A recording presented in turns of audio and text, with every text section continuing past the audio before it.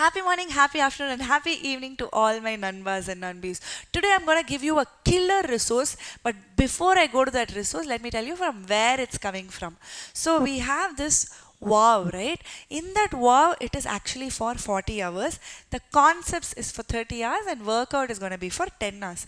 In that concept, after every concept revision, we will be doing a quick revision probably for 5 or 10 minutes with my WOW notes, which is handwritten. So all the WOW notes I have compiled together and given you this resource for 2.5 hours.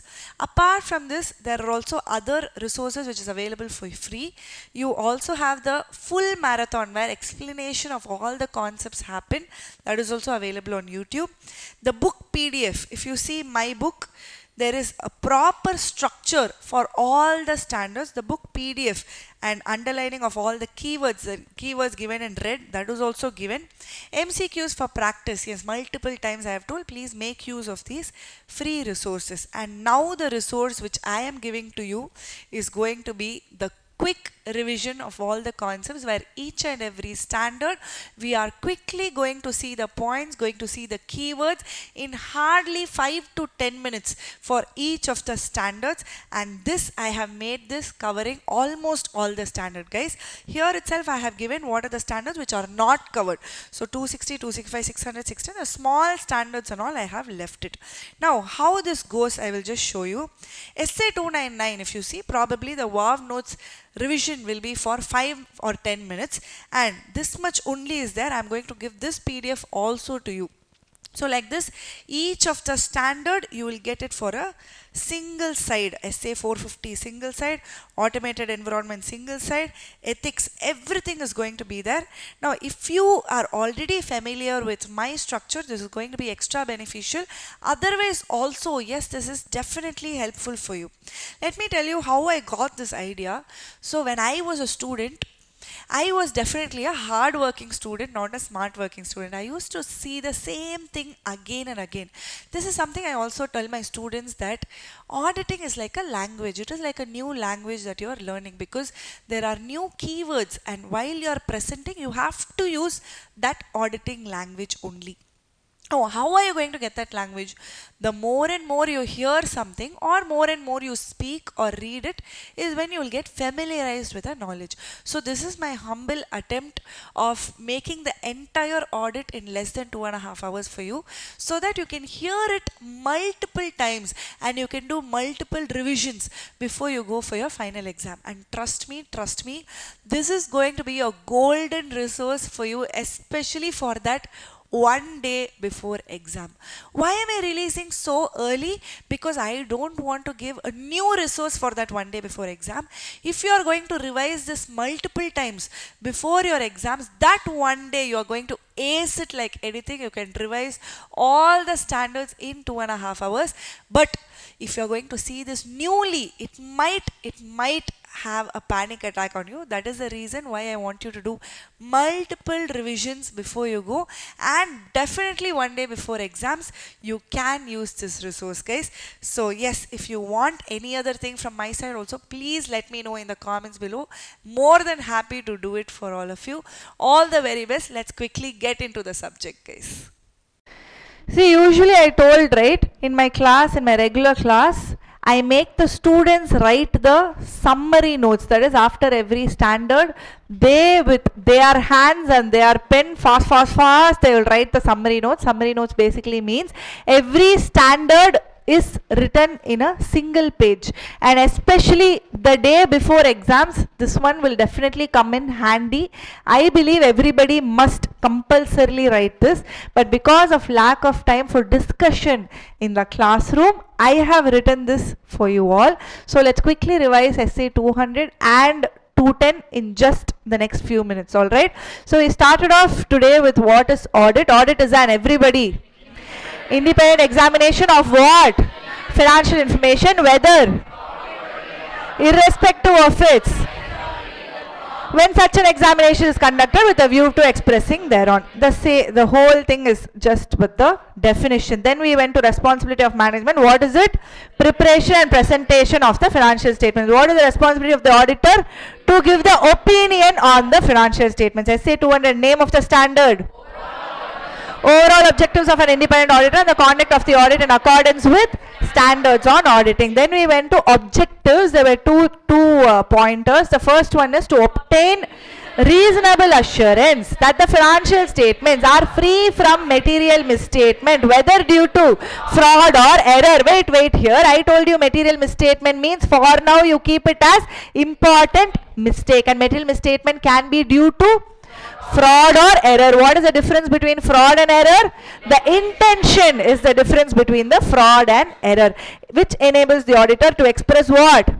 Opinion to make sure the financial statements are prepared in all material aspects with accordance with AFRF, applicable financial reporting framework. Does this end here, or one more point is there? He will not be keeping it with himself. He will be reporting and communicating as per what? AS or SA? He will be communicating as per the standards on auditing. Now what is AFRF? It is a framework adopted in the preparation and presentation of financial statements as per the law and regulation, usually whether it is AS, Ind AS, US GAAP, all of these are different AFRF which can be adopted by the management for the preparation and presentation of financial statements. Scope of audit, we saw what and all it includes, what and all it excludes. Includes 4 points, exclude 4 points. Come on. Coverage of all the aspects. Reliability and sufficiency of what? Financial information. Proper disclosure of financial information. And lastly, we saw expression of the opinion. What does it exclude? Preparation of presentation, we saw it is the responsibility of management. Next, duties which are outside the competence, and authentication of the document, and if there is any investigation, because that is 100% assurance, they will be diving deep, so it is not under the scope of audit. Then we went to what is benefits of audit and limitations of audit. What are the benefits? High quality information, and it gives the confidence to users. Then we saw all the stakeholders. Yes, shareholders are not involved. Employees can find the fraud. Government authorities will know. Lenders will know. Bankers will know. Controls, internal controls, whether it is operating properly. If there are positives, there will always be limitations also. Now limitations is nature of financial reporting. Financial reporting is what I told you, it is just accounts. So accounts has lot of estimates, lot of judgments, and this is prepared by the management. So it is a limitation. Nature of audit procedures. Nature of audit procedures, just because you go and ask the information, are they going to give you? No, they will ask you to get out of the office. So that is the nature of audit procedures. Not in the nature of investigation. Audit is not investigation. We are not going to dive deep. Future events and timeliness of financial reporting. Next, requirements of audit, whether it is mandatory under law or whether it is voluntary. Yes, it is mandatory for companies which are governed under Companies Act 2013, for banking companies which are under the Banking Regulation Act 1949, or any other statutory body we saw. For voluntary, if they are a proprietary or partnership or HUF, LLP, etc. If internal rules require audit or sanction of grant or loan. Next, appointment of auditor for a company. Shareholders, for government company.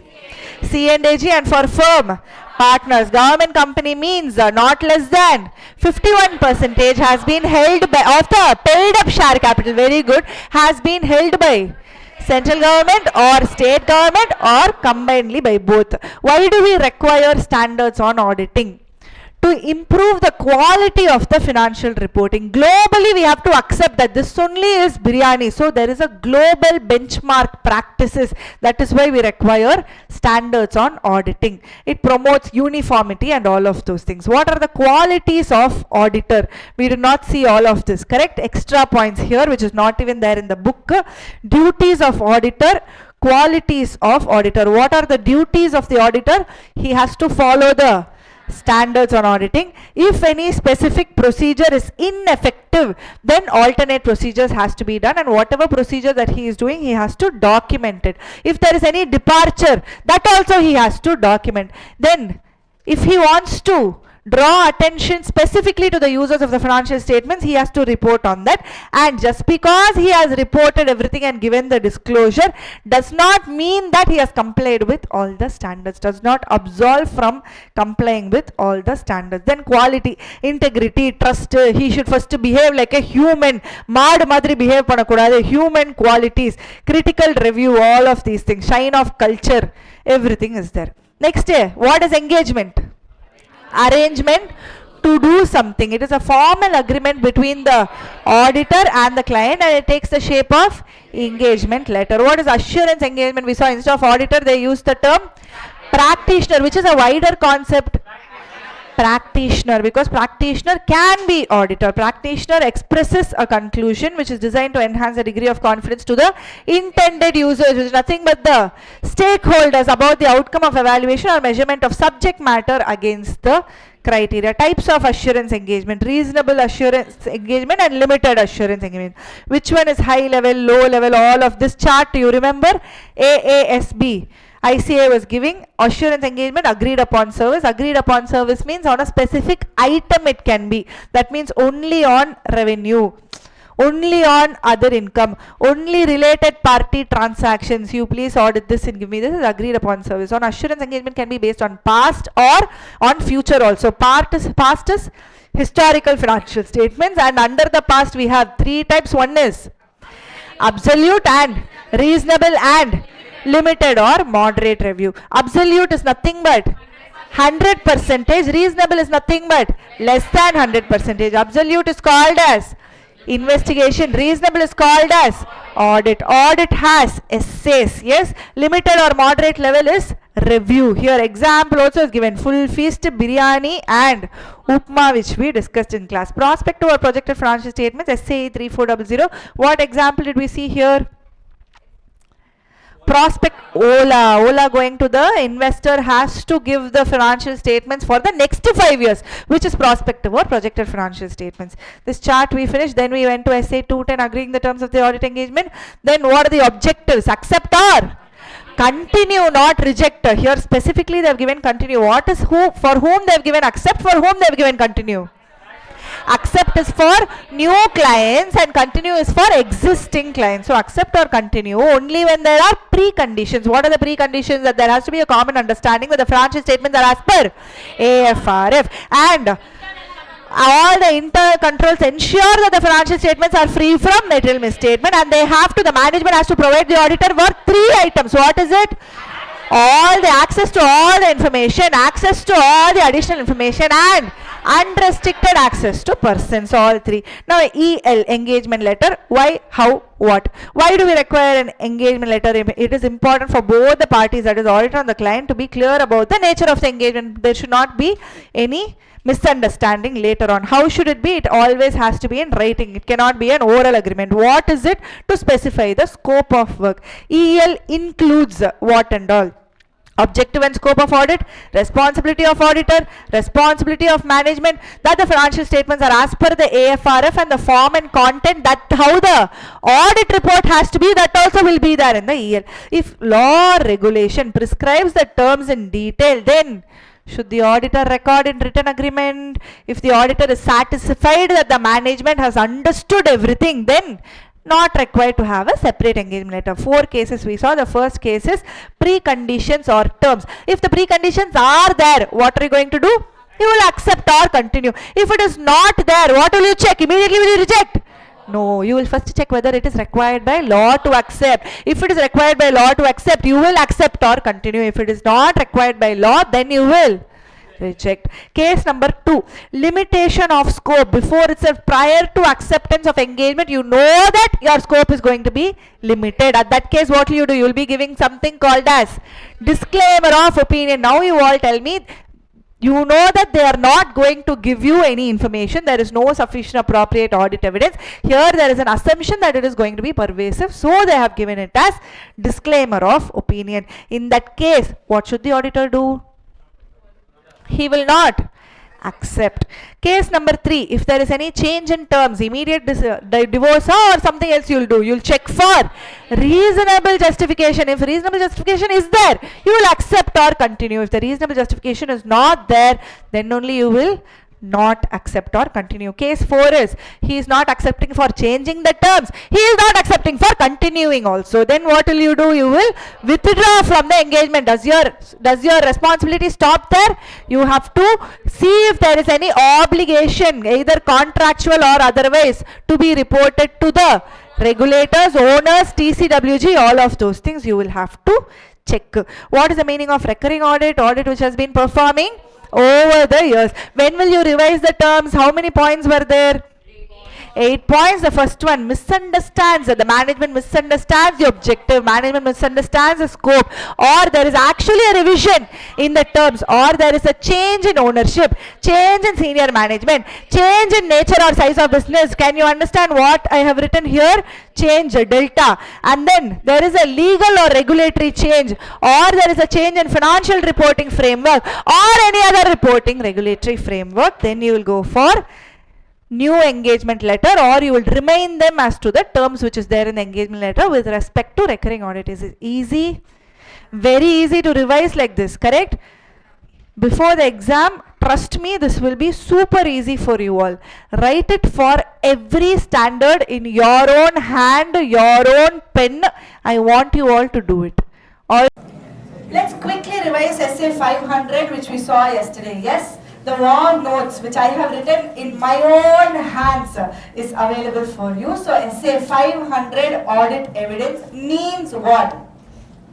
The information which is used by the auditor in arriving at the conclusion. First of all, audit evidence means what? What is the meaning of evidence? It just means proof. In Tamil we say Adharam. It means the information used by the auditor in arriving at the conclusion. Basically, this is the proof based on which he is going to give what? The conclusion is nothing but the opinion. Yes. What it includes? Information contained in accounting records and also other information. Now, what is this accounting record? What is this other information? Accounting records is all your journal entries, accounting entries plus all the supporting records. That means the journal entries plus your invoices, purchase order and all. Invoice separately is given. Then contracts between two people, that also can be evidence. General and subsidiary ledger adjustments which is done. And Excel sheets, worksheets, spreadsheets, all that is information which is contained in the accounting records which can be an audit evidence based on which the auditor is giving his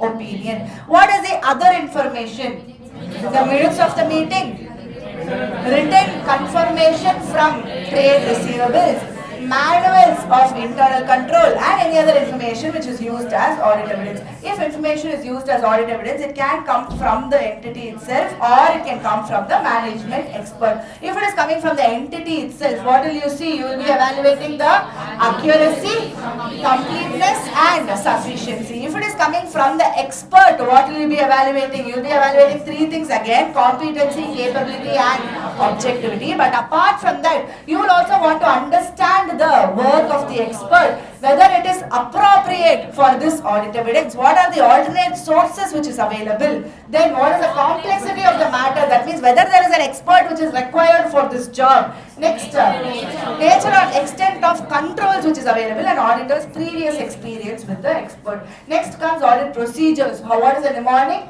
Error. What is error? External consultation, inspection, inquiry, re-performance, observation, analytical procedures and recalculation. Now what are the types of audit evidence? Based on two things we have the types, based on nature and based on source. If it is depending upon nature, we have three: visual, oral and documentary. Now itself I am asking you which one will have more reliability. Documentary evidence will have more reliability. Now depending upon source, internal and external, which one has more reliability? External. Purchase invoice, sales invoice, that example we saw, which one has more reliability? Purchase invoice, because it is external to the organization. Then comes sufficiency and appropriateness. Sufficiency means quantity, appropriateness means quality. So under sufficiency, what are the factors which is affecting the auditor's judgment? There are three factors: materiality, risk of material statement and size and population. Now, if materiality is high, then what happens to the quantity of the audit evidence? If something is very important, then you will want more audit evidence. Yes or no? So if materiality is high, you will want more audit evidence. So we call this directly proportionate. If risk of material misstatement is high, what happens to the quantity of audit evidence? It again increases, yes or no? So again, it is directly proportionate. What is the third one? Size and characteristics of the population. Now, if it is homogeneous in nature, everything is similar to each other, what happens to the quantity? It can be low. If it is heterogeneous in nature, then it has to be high. Now, appropriateness means relevance and reliability. What is the meaning of relevance and reliability? Relevance is logical connection. We saw an example yesterday. What is it? Not the auto example, but overstatement and understatement of trade receivables we saw. Next comes reliability. When will you rely on the information more? When it is obtained from independent sources, when related controls are effective, when it is obtained directly by the auditor, when it is in documentary form, and when the document is the original document, then the reliability will increase. What is the meaning of audit trail? Documented flow of transaction, where in our flow example, Daimler AG example, where we saw that from the source document, it kept getting translated to the financial statements. Yes, maintaining records, log on, log off activity. We saw example for, in your ICA material, example is given. No. Log on, log off for banks specifically they had shared. Yes or no? Next, log on, log off attempts we saw. Next, step by step record. All of these things we saw. Next is, what is the meaning of assertions? Assertions are representations which are made by the management. It can be explicit or implicit in nature. These are embodied in the financial statements. Now, if it is positive, that means they are saying it is there, and if it is negative, that means they are saying it is not there. Under positive, we have two types. So, what is it? Implicit and explicit. Under negative, we have two types. What is it? Implicit and explicit. For each of the things, we saw examples yesterday. Yes or no? For positive, implicit. What is the example we saw? Positive, implicit. We saw plant and machinery and depreciation for the previous year, depreciation for the current year, overall depreciation, and the carrying value of the machinery they had given. So when you just look at that information, what does it say? It says that the company only owns the machinery. It says that if you go and look at that place, you will actually see the machinery in that place. It says that the depreciation is as per the accounting policy only. So all of these things, it is said, but it is not actually written. That is why it is implicit. And when they are saying plant and machinery on the balance sheet, that means they are saying plant and machinery is there, yes or no. So it is a positive implicit assertion. What is the example we saw for positive explicit assertion? 5%. 5% secured loan, some amount if they had given. Directly they had given you the amount, directly they had given you the percentage also. Explicitly they are giving you all the information and they are saying it is there, so it is positive. So it is a positive explicit assertion. Under negative they are saying it is not there. Under notes to accounts they will be written there is no contingent liability. That means what? Explicitly they are saying something and they are saying it is not there. Not there means it is negative. And explicit negative assertion. What is implicit negative assertion? Implicit negative assertion. In the balance sheet if you see, plant, land, building, everything is there, but about machinery they do not mention anything. So implicitly they are saying that there is no machinery which is there. They are saying it is not there, so it is negative, and implicitly they are saying so it is implicit negative assertion. Are you able to understand till here? Yes, essay 500 thorough? Good. Let's quickly see the summary notes because I wrote it, it has become wow notes. Let's see the wow notes for essay 501. Audit evidence specific considerations for selected items. We saw 3 items here. What are the 3 items? Inventory, litigation and claims, and segment information. Under inventory, what are you seeing? What are the assertions? Existence and conditions is what you are seeing. So you will go and see the attendance. You will have the attendance for the physical count of inventory, and you will be doing audit procedures. If that date physical count is not possible, then you will be doing it at a alternate date. Audit procedures will be done on intervening transactions. Intervening transactions means you will be adding the sales and subtracting the purchases on whichever date. The same example I have given here also. Yes, 1st April to 5th April. Say on 5th April you are going for stock count. The remaining days, the 5 days, you will have to add the sales and subtract the purchases to actually get your stock as on 31st March.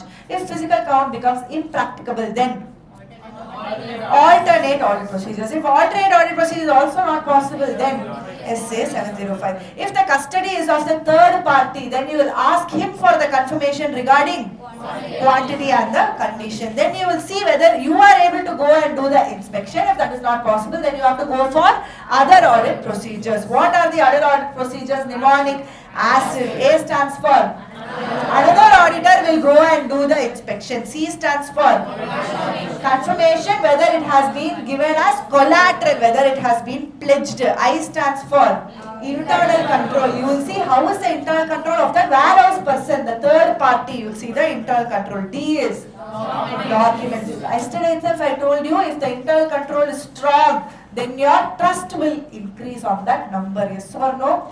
So this is with regard to inventory. Matters relevant in planning attendance, that only this perpetual timing, instructions which is given, internal control which is relating to inventory, what is the stage of the inventory, nature of inventory, all of those things will come. The second one is litigation and claims. What is the assertion that you are seeing here? Completeness is the assertion. What are the audit procedures? First you will be doing the inquiry to whom? Management and the in-house legal team. The in-house person is no less or more than the management itself, because they are just employees of that company. Then you will be seeing the minutes of the meetings of whom? Of those charged with governance. Then you will see the legal expense accounts, and then any correspondence, if there is any, with the external legal counsel you will be seeing. When will you go and disturb the external legal counsel? In 3 cases: when the risk is high, when it is highly complex, or if there is a disagreement between the management and the external legal counsel, you will go and meet the external legal counsel. Always before you go and meet the external legal counsel, you need permission from whom? You need the permission of the management. And once you go to the external legal counsel, if he does not respond, what will you do?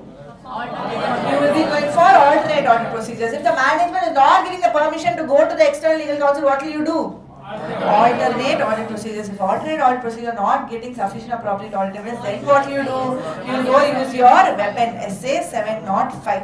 Seek direct communication with external legal counsel when the risk of material misstatement is high, and if the audit procedures is saying that there is existence of other litigations, then how will you go and approach him? With a letter. What is that letter called? Letter of inquiry. Now when you go and give that letter, if there is no response, what will you do? Alternate audit procedures. Again, alternate audit procedures, there is no sufficient appropriate audit evidence, you will go use your weapon. Next comes segment information. Segment information means you will be checking what? The presentation and the disclosure, whether it is as per AFRF. Obtain an understanding of the methods used, perform all your audit procedures, and obtain your sufficient appropriate audit evidence to ensure that the presentation and disclosure is as per applicable financial reporting framework. Nothing else is there in SA 501. Now we have to go through the warm notes of SA 570, right? What? Now let's start off with SA 570, going concern. We started with what?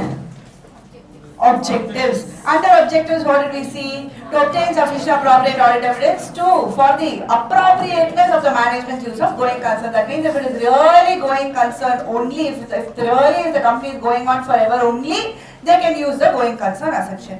To conclude that material uncertainty exists. Material uncertainty means there is a 50-50 probability that the going concern can get affected based on a future event or a condition which can happen.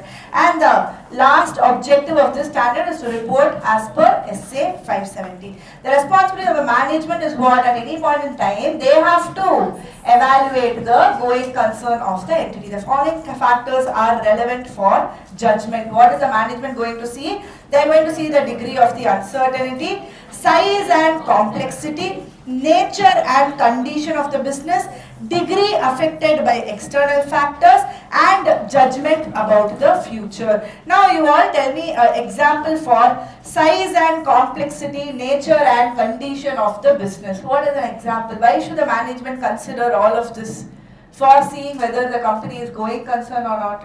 Why? This is basically factors that the management has to consider, correct, for the judgment of going concern. Why should they see the size, complexity, nature, condition of business? Why? If it's a big business, suddenly it has become small, the revenue has dropped, then yes, going concern might get affected. Okay, now you have covered the size. Complexity? Complex business. How many of you are trading in bitcoins, cryptocurrency? Nobody? Nobody is trading in crypto. You are trading in cryptocurrency? Have entered into that right now. You have entered into that. You put your money in some place? Ethereum. Where did you put? I put in Ethereum only. How correctly what I said you put? There is Doge coin, there is Mana coin, there are so many coins. But do we understand that? No. But can we make money through that? Possibility, can make in lakhs, can make in crores, but the downside is also big. If the sky is the limit, then basement also is the limit for you. That you must understand. It is very difficult to understand that kind of business, complexity of the business. Now, you are having a portfolio management company, where this entire portfolio management is only for these bitcoins, Ethereum, Mana coin, Doge coin, where no one understands. Simply if I say GAFU coin, will you question me? It is not even there, GAFU coin. Simply I said, along with Mana, Doge, if I include one more coin, no one will question because you all don't know. Yes or no? I will simply say Niveda coin also. How you will know? You won't understand. You will think, oh, maybe it is there. Whatever she says, we'll just nod and go on. You will feel like that. So if there is a complexity, then I'll take all your money. I'll say portfolio manager. I'll take all your money. I'll run away with the money. Or I'll say I'm putting it there. What can I do? Bitcoin is falling. What can I do? It's not on me. So it's a complex business. So going concern might get affected. Nature and condition of the business. Why is the nature of the business important? Tourism industry, during COVID, what happened? Going concern got affected.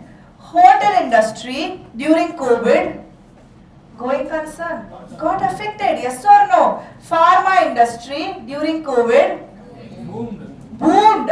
Influencer industry, during COVID, boomed like anything. Yes or no? Influencers are charging 3 lakhs, 5 lakhs. For just a reel, they'll come and dance and get 5 lakhs and go. For a reel, they're charging 5 lakhs rupees. So, we can't blame COVID. We cannot say COVID is taking off all the industries. The nature and condition of the industry is the problem, not COVID then. So, the size of the business, complexity of the business, nature and condition of the business, degree affected by external factor. External factor is the COVID. How much is your business getting affected because of an external factor? All that you will have to see, make the judgment about the future and then only determine whether the company is going concern or not. Then came the implications. Implications when the financial statements are going concern and the auditor feels that it is inappropriate, then in that case there is sufficient appropriate audit evidence that there is a material misstatement, and of course if it is inappropriate, going concern will affect all the other items in the financial statement, so it is pervasive nature. So what opinion will the auditor give?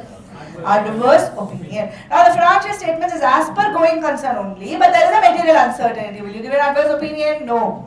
You will have to check for what? Whether it is disclosed or not. If it is disclosed, you will be giving a clean report, you will be giving an unmodified report. If it is not disclosed, you will be giving a qualified report. If it is not pervasive, if it is pervasive, you will be giving a adverse report. So qualified or adverse report based on the facts of the case. The next is management unwilling to extend the assessment. That means they are not doing any assessment. They are unwilling to do it. Then there is no sufficient appropriate audit evidence. If there is no sufficient appropriate audit evidence and there is a material misstatement based on the pervasiveness of the case, you will be giving either a qualified or a disclaimer of opinion. Is that clear? Next is examples of events or conditions that cause a doubt on going concern. 3 items we saw: financial event, operating event, other events. I told you how the question also can be asked with respect to SA 570. They can pick any one example, make that as a big case study, and you will have to know adverse financial ratio or arrears or discontinuance of dividend or loss of a major market share, loss of key customer, loss of a material supplier. All of these are examples for going concern. You need to map it in your mind such way. Alright, with this SA 570, going concern comes to an end. Very simple. If you look at the summary notes, SA 560 subsequent events, we started off with what is given as per accounting standard. What is adjusting, what is non-adjusting. Adjusting means evidence of conditions that existed at the date of balance sheet. Non-adjusting means evidence of condition that arose after the date of the balance sheet. Now, as per SA, there are only 3 cases which is given. What is case number 1? Events occurring between the date of financial statements to the date of audit report. Date of audit report 21st June in our example, so 31st March to 21st June right now. Auditor shall perform audit procedures to obtain sufficient appropriate audit evidence. Or understand the procedures that the management performed to identify the subsequent events, inquiry, minutes of the meeting and interim financial statements. Now inquiry directly if you ask, they are not going to give. That's why we have AAA, BCD. What is AAA, BCD? If there is any accounting policy, accounting adjustment, acquisition of assets. B is borrowings, contingency and whether assets has been appropriated by the government or destroyed. Next, will you just stop it like that? Link to SA 580 is given here. What is that link? They are saying you have to get a written representation from the management saying subsequent events have been appropriately adjusted for if required. Case number 2. First one we saw, this was events occurring. 2 and 3, it is going to be the facts which come to know for the auditor after the date of audit report. But here in case number 2, it is before the financial statements are issued. Does the auditor have any obligation? No, auditor has no obligation to perform audit procedures after the date of audit report. So he has to discuss with the management and TCWG, determine if the financial statements need any amendments, inquire how the management is going to address this in the financial statements. If the management amends, matter is very easy. You do the audit procedures, get the audit evidence. If the management does not amend, now you see where is that audit report. If you only have the audit report, weapon is still with you, so you immediately modify the report. If you have given the audit report to the management, then you ask him not to issue. Nevertheless, if he issues, then you have to seek prevent the reliance. They are not saying how you will prevent the reliance. You put the WhatsApp status, Instagram reel, TikTok, you dance, you talk somewhere, or you put the LinkedIn status. Don't care. You have to prevent the reliability. Case number 3. Facts which become known to the auditor after the financial statements are issued. Here also auditor has no obligation, but he shall discuss the same with the management. Same 3 points as there you will see. Now, if the management amend or not amend, if they don't amend, then you have to prevent the reliance. If they amend, you will be doing the audit procedure with the audit evidence, but you will also be answerable to whom? Already issued people. So you have to somehow inform to them that this audit report does not hold good. You have to inform to the already issued users. And in the new audit report, there should be some linkage to the old audit report. That link will be given in SA 706, EMP and OMP. Small standard, easy standard, SA 560, subsequent events. Is that done? SA 505 is what? External confirmation. External confirmation means what? Is it an audit procedure or an audit evidence? External confirmation is the audit procedure. Yes or no? Yes, external confirmation we saw as an audit procedure in SA 500 A. That E stands for external confirmation. Now the definition of external confirmation is you are doing the audit procedure for what? To obtain audit evidence. The audit evidence obtained as a direct written response. To whom? From whom? to the auditor from the third party. In what form? In paper, electronic or any other medium. Now what are the important terms? We saw 4 terms. One is positive response, negative response, non-response and exception. Positive means what? Whether he agrees or disagrees, he will be answering. Negative means what? Only if he disagrees, he will be answering. Can you use negative in all circumstances? No. When will you use negative? When the risk of material misstatement is low, when the population is small and homogeneous account balance, class of transaction and disclosure. When you know that when you ask them that the exception rate will be low and you know that he will not throw the request in the dustbin, will not disregard the request. So negative confirmation uses are only these 4. Now coming back here, what are the uses of external confirmation as such? You can confirm the terms of the agreement. You can confirm for any contracts or any transactions with 2 people, with the entities and also with the third parties. If there is any amount which is due to the lenders which is showing in your balance sheet for a long time, you can get an external confirmation directly with those lenders. And if there is any title, property title deed which has been given as a collateral, that also you will be able to check. So these are the uses for external confirmation. Now I have one question. I am an auditor of a company. I am not able to go. So I am sending another auditor to go and conduct the audit. Now that other auditor did the external confirmation and he is giving it to me. Is that considered as an external confirmation? Why? It should be direct written response. Are you able to understand here the meaning? It is a direct written response. Only 2 parties here. To the auditor from a third party. Are you able to understand? Clear, guys? Now for external confirmation there are a few procedures which you have to follow. What is the information that you want external confirmation? To whom you should ask that external confirmation? The way you design the request for that external confirmation, most important, I told you, because there are so many factors which is going to directly affect the response rate. On the basis you are going to design the request. What is the assertion that you are addressing? Any specific risk if you are addressing, including financial reporting framework. What is the layout of that letter that you are going to send to them and the presentation? Do you have any prior experience? If you do, then that is going to be of help. And what is the method of communication? So usually when you go for external confirmation, the management has to give what? They have to give the authorization for you to go. So whether the management is giving you the authorization, whether that person has the ability to even confirm whatever you are asking, all of these directly affect the response rate that you are going to get when you are sending the external confirmation. This comes under design request.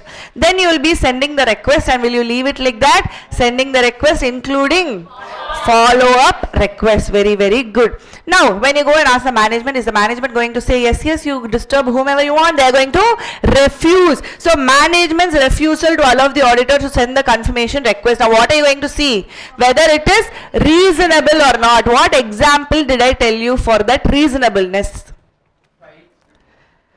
Fights, or there is a legal suit, or there is a dispute between 2 people, then don't go and ask them. Of course they are not going to respond to you. Now if it is reasonable, then you will be performing alternate audit procedures. But when you are doing alternate audit procedures, you are not able to do it, then what will you do? You will modify, no doubt, but you have to communicate with those charged with governance as per SA 260. If they are giving you some reason which is not reasonable, then also you will modify, but in that case also first you will have to communicate with those charged with governance. Now with the results of external confirmation, now what do you have? You have your trust issues, you have your doubts about the reliability, or you are concluding that it is not reliable at all. There is also one more scenario where you don't have any doubts about the reliability, then no problem at all. Doubts about reliability, what will you do? Further audit evidence. If it is not reliable at all, what will you do? Evaluate the implications on the assessment of the risk of material misstatement. If it is not that material, then you will leave it. But if you are seeing the implications but it is very material, then You will be revising the risk of material misstatement and you will be designing the further audit procedures accordingly. The same concept. Are you able to understand? With this essay 505 external confirmation comes to an end. Do it now. Very good. Essay 520 is analytical procedures. We started off with what? The meaning of analytical procedures, the evaluation of financial information through analyzing the possible relationships between financial and non-financial data, and types of analytical procedures. In all the 5 types, you compared with only one data. What is that one data? What?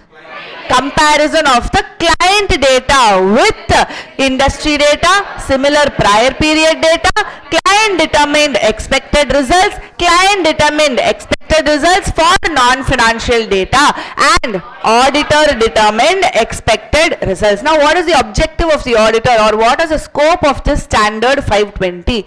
To obtain audit evidence, reliable and relevant and reliable audit evidence. Then they will design and perform the analytical procedures when at the near end of audit to assist forming the overall conclusion. So first they are doing the analytical procedures to obtain the audit evidence. Then again they will be doing the analytical procedures near the end of audit, because we know that the timing of analytical procedures is through all the stages: planning stage, testing stage, and the completion stage. What are the techniques? 4 techniques we saw, and for each I gave you examples. What are the techniques?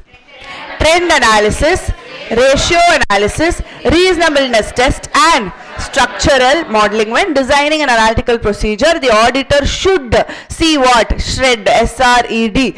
Determine the suitability, evaluate the reliability, develop expectations, and determine the acceptable difference. So what is the purpose of doing this analytical procedures? To see if the account balance class of transactions appear reasonable. It helps to identify any unusual state of affairs, unusual transactions, unusual relationships, all of those things because of fraud. If they are doing something, to identify your risk of material misstatement, it is useful to do these analytical procedures. What are the factors that you have to consider when you are going for analytical procedures? Is that air conditioner on? Yes? Okay. Now what are the factors to be considered? The first factor is availability of data. The second one, disaggregation. What type of account it is? What is the source of that data? Are you able to predict that data? What is the nature of assertion? And lastly, inherent risk.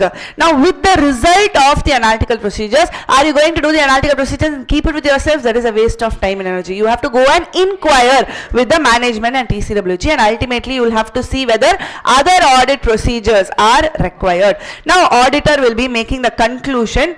What is he going to do with the conclusion? It helps him to basically corroborate with other conclusion. It helps him to draw a reasonable conclusion on the overall financial statements, and this results may identify any previously unrecognized ROM. If there is any previously unrecognized ROM, now he is going to add that and revise the entire risk of material misstatement and design the FAP accordingly, further audit procedures accordingly. Yes?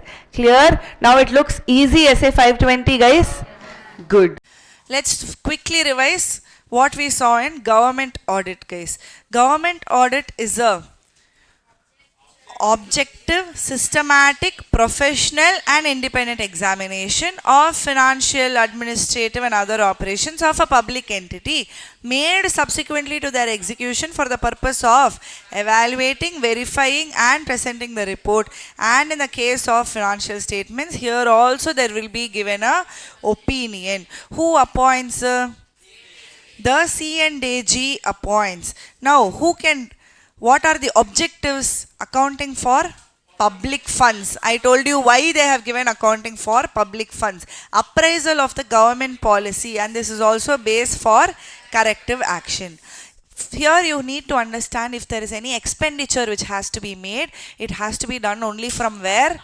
the Consolidated Fund of India. The Consolidated Fund of India is an account where all the money for the government comes inside, and any money which is expended also comes only from the Consolidated Fund of India. Now for any expenditure, the first step is to get a rule and order. From there it is translated into sanctions. This sanction can be either a general sanction or a special sanction.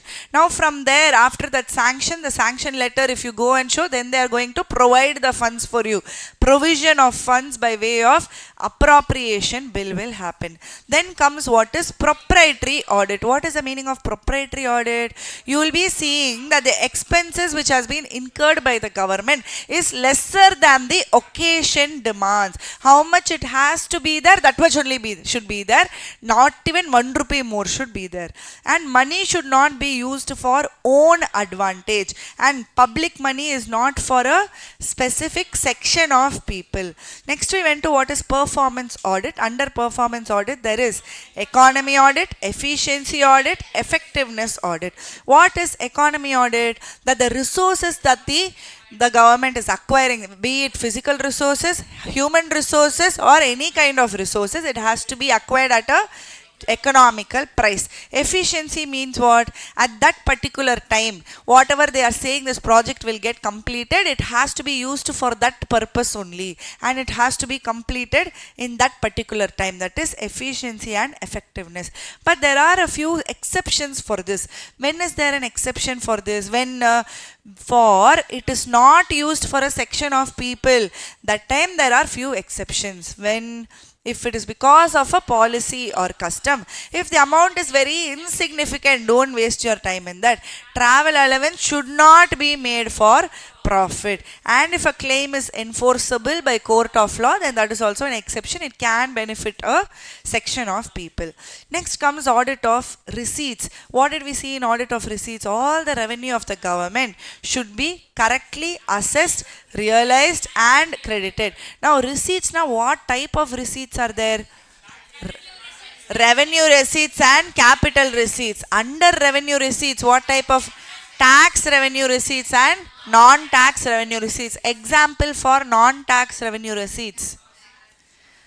Example for non-tax revenue receipts.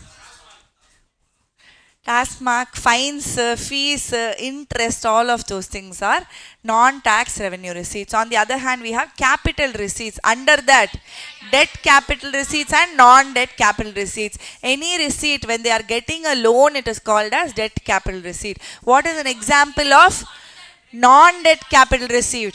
When you are giving the loan to some other government and they are giving the money back to you, is that a receipt? Yes, recovery of loan is a receipt and it is a non-debt capital receipt. One more example I gave for non-debt capital receipt. Disinvestment or divestment, which is the opposite of investment. That time also there is a receipt and it is a non-debt capital receipt. Now coming to audit of receipt. Whatever revenue is there, it has to be correctly assessed, realized, and also credited. Adequate regulation and procedure must be framed by the department or agency to ensure that all the revenue have been correctly assessed, realized, and credited. If there are any rules which is made, is the rules actually followed? Rule means what? U-turn edukra time la there has to be a policeman there, like that they are having a rule. If there are any irregularities, double refund, loss of revenue for the government, auditor has to find them. Review of all the systems and procedures and extent and quantum also auditor has to see. Will government have inventory? Yes, for ration they'll be having rice, sugar, all of those things. Those inventory is that audit of stores and inventory. For that, what is the auditor going to check? The auditor will see what is the regulation which is governing for the purchase, custody, and the sale. Because inventory means you need to purchase that inventory, then you have to store it in a particular place, and the sale happens from the stock which you have stored only. If there is any deficiency in the quantity of stores or any defect in the internal control, the auditor has to check that. Then for the purchases now it becomes a expenditure. Then there has to be a rule and order, there has to be a sanction, there has to be an appropriation bill, whether all of those things have been followed. Whatever price price that they are purchasing, whether it is reasonable or not. If there is any idle inventory, how are they going to take care of wastages and all of those things. And finally, inventory and sonale, valuation and physical verification will be there. That point is also there. Next comes C&AG. Under C&AG, we saw three different things: roles, powers and duties of Comptroller Auditor General. Roles means what? These are the functions for C&AG. Roles means these are the functions of C&AG. Duties means what? This is the responsibility of the Comptroller and Auditor General. Power means what? Authority is given by the law to inspect the books of accounts. Or if he does not want to go, he will say, book come here, towel come. He will require any books or paper or accounts to come to any other place. He can question, observe or call for information. Power to dispense with any part of detailed audit and also apply limited checks. All of this is also called authority. Next comes roles of C&AG. We already saw for the government company auditor, the C&AG will be appointing. That is his first role. He can conduct two types of audit. One is supplementary audit and test audit. Supplementary audit means what? Test audit means what? It is like a re-audit. Supplementary audit. Test audit means only a specific portion he is going to conduct a audit against. Specific area. Redo means test audit. Supplementary audit means within 60 days from the receipt of audit report, he can authorize persons where he can comment on the supplementary audit as well. Next is duties of Comptroller and Auditor General, also called duties. Means responsibility. He has to do is who do this compulsorily: compile and submit the accounts for the union and state. To whom? To the President of India. I asked you who is the President of India in this class. Good, all of you knew who is the President of India. General provisions which are related to audit. What are the three accounts that we saw? Consolidated Fund of India, Contingency Fund of India and Public Account. Consolidated Fund of India is like a bank account. Contingency Fund of India is like a petty cash account, emergency fund. You will take the amount and then once you need to maintain that specific level, from where are you going to take it? Again from Consolidated Fund of India, you are going to take the money. The last one is called as public account. Public account means the money which has been taken from the public. Anytime when they ask, I have to return it back to them. So the government will keep that as a separate account, that is public account. Then auditor will have to check for audit of receipts and audit of expenditure. And if it is substantially financed, then audit all the receipts and expenditure. Substantially financed means what? More than 25 lakhs grant or loan has been given and amount is more than or equal to 75% of the total expenditure. If it is like that, then we will be saying that it is substantially financed. Audit of grant or loan. I told you what is grant, what is loan. Audit of receipts of union territory. That time auditor can examine the accounts. Audit of accounts of stores and inventory. C&AG has the authority to audit that report also. Audit of government company and corporation. Appointment of auditor under section 139 subsection 5 or 139 subsection 7. Direct the auditor to the manner of audit. Auditor shall submit the copy of the audit report including the directions by C&AG, actions taken and impacts on the account. With that, government audit revision of WAV notes is done. Shall we start off with the wow notes of SA 230 audit documentation, guys? Let's quickly revise what we saw in the first half of the day. We started off with definition of audit documentation, record of audit procedures performed, audit evidence obtained, and the conclusions that the auditor has reached on paper, electronic medium or any other media. Objectives is what? This forms the basis of the audit report and this is the proof that everything is in accordance with standards on auditing only. Audit documentation includes claims. You know what is claims. What is purpose of audit documentation? It helps the engagement team to plan and perform, direct and supervise and also be held accountable. All of this I put it in one point. You know how to write. And then the next point is it helps for the future audit, and if there is any external inspection you can throw this audit documentation on their face. And as per SQC1 they are talking something about audit documentation, so for that also this standard is helpful. The form, content and extent of audit documentation. The auditor shall prepare the audit documentation that is sufficient to enable and experienced auditor with no correction of the audit to understand audit procedures performed, audit evidence obtained, and the significant matters which was seen. Audit documentation depends on factors like, you know, what extent you have to go inside, what depth you have to do the audit documentation for that factors. Size and complexity of the entity, nature of audit procedures performed, identified risk of material misstatement, significance of audit evidence obtained, nature and extent of expectations, audit methodology and tools need to document a conclusion. What is the meaning of audit file? One or more folders of storage media in physical or electronic form containing the records that comprises audit documentation for a specific engagement, and the completion of this must be done within 60 days from the date of audit report or group audit report. What is this? When should you do the audit documentation? On a timely basis. It should not be done after the audit itself is completed. What happened? Did I do something? Timely basis, it has to be done, not after audit. If there is any change in audit documentation, it is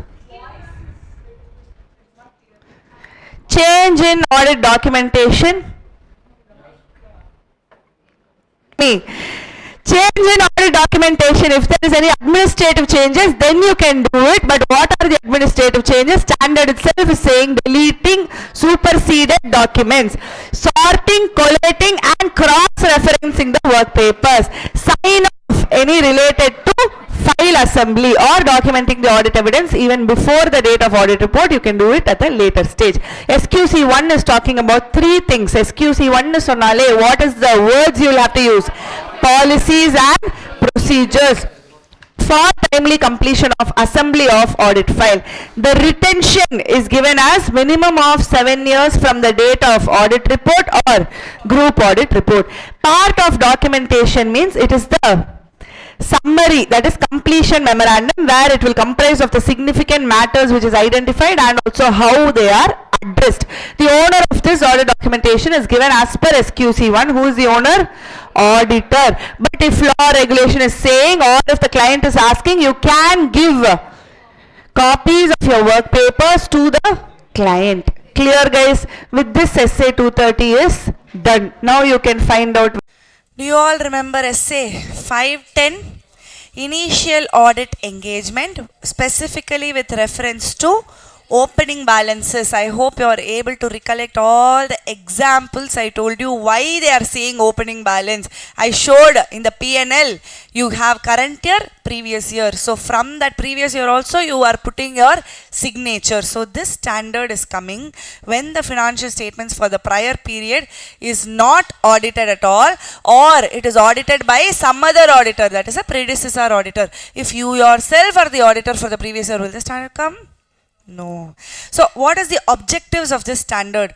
To provide sufficient appropriate audit evidence that the opening balances, if it is having a material misstatement, whether it is affecting the current year or not. And they are also talking about consistency in the accounting policy. That is also a objective of this standard.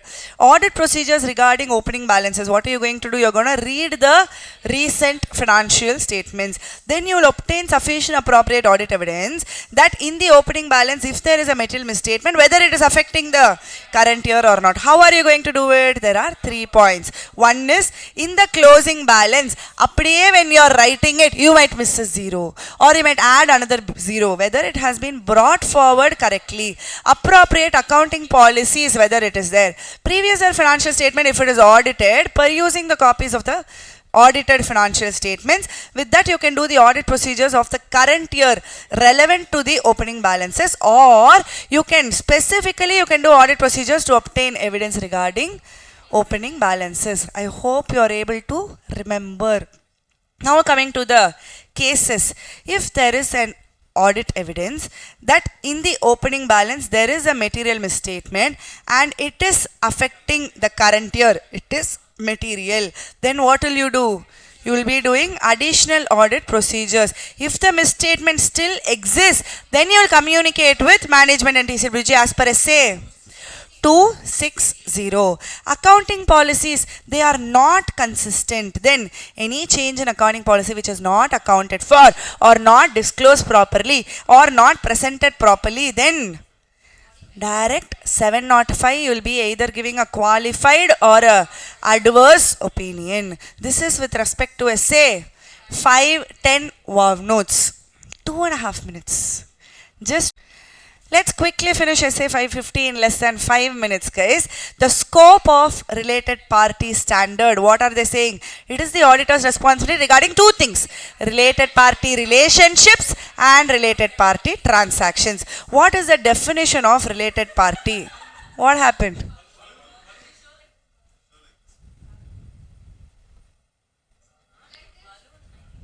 What happened? Oh, balloons are coming. How did that come?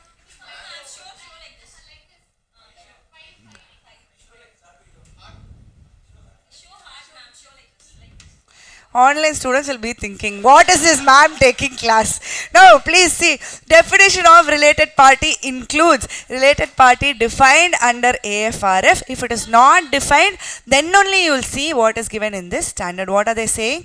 Person or entity has control or significant influence directly or indirectly through one or more intermediaries over the reporting entity. That means all the holding companies. Another entity over which the reporting entity has control or significant influence directly or indirectly through one or more intermediaries. That means all the subsidiary entities. Another entity that is under the common control with reporting entity having common control ownership, common key managerial persons or owners who are close family members. Then they will also be called as related party. Now, what is the meaning of control? What is the meaning of significant influence? I told you example. Full control, what is there? If you are in Bangalore and if you go for night show, still it keeps coming to your head. That is influence, significant influence. The power to govern the financial and operating policies. Control is the power to govern the financial and operating policy to obtain the benefits from its activities. Significant influence, they can influence by way of share of ownership or by way of statute or by way of agreement. They have the power to participate in the policies, but they do not control. Next, nature of related party transactions and related party relationships. If they are in the normal course of business, then do we have any problem? No. What are the other names for normal course of business? Ordinary course of business and arm's length price. If it is there, then you will say that risk of material misstatement is low. Sometimes risk of material misstatement can be high when the complexity is high, if the information system itself becomes ineffective, or if it is not in the normal course of business where they charge low money or no money, then that time you will be saying that it is high risk of material misstatement and related party transactions exist. Following relationships have either control or significant influence, where there is a direct or indirect equally holding or a financial interest in the entity. Reporting entity holds direct or indirectly in another entity, or TCWG or KMP, family member of the TCWG or KMP, significant business relationship with TCWG or KMP. Auditor can inquire with the management. What are the things? Identification of related party, including what are the changes from the prior period, what is the nature of relationship that you have with them, and all the transaction details you can ask the management. Here also directly they're not just saying you have to inquire, they're saying exactly how you have to inquire. Now, risk assessment procedures to understand the controls. What will you do? Identify the account and disclose related party transactions with RPT, with AFRF, and authorize and approve related party transactions that are outside the normal course of business. Is there anybody there to authorize and approve? You will be seeing.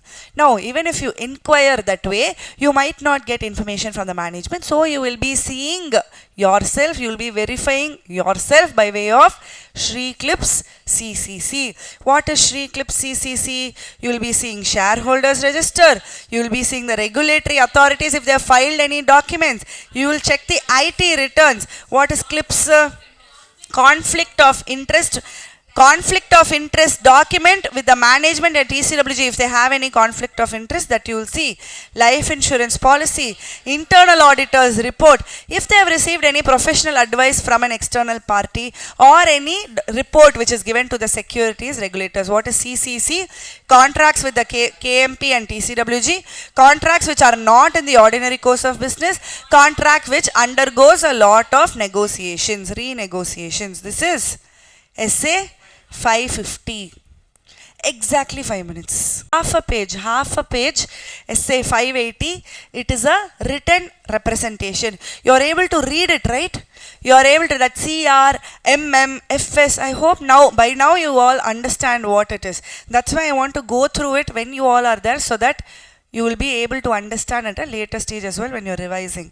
Essay 580 is written representation. What is the meaning of written representation?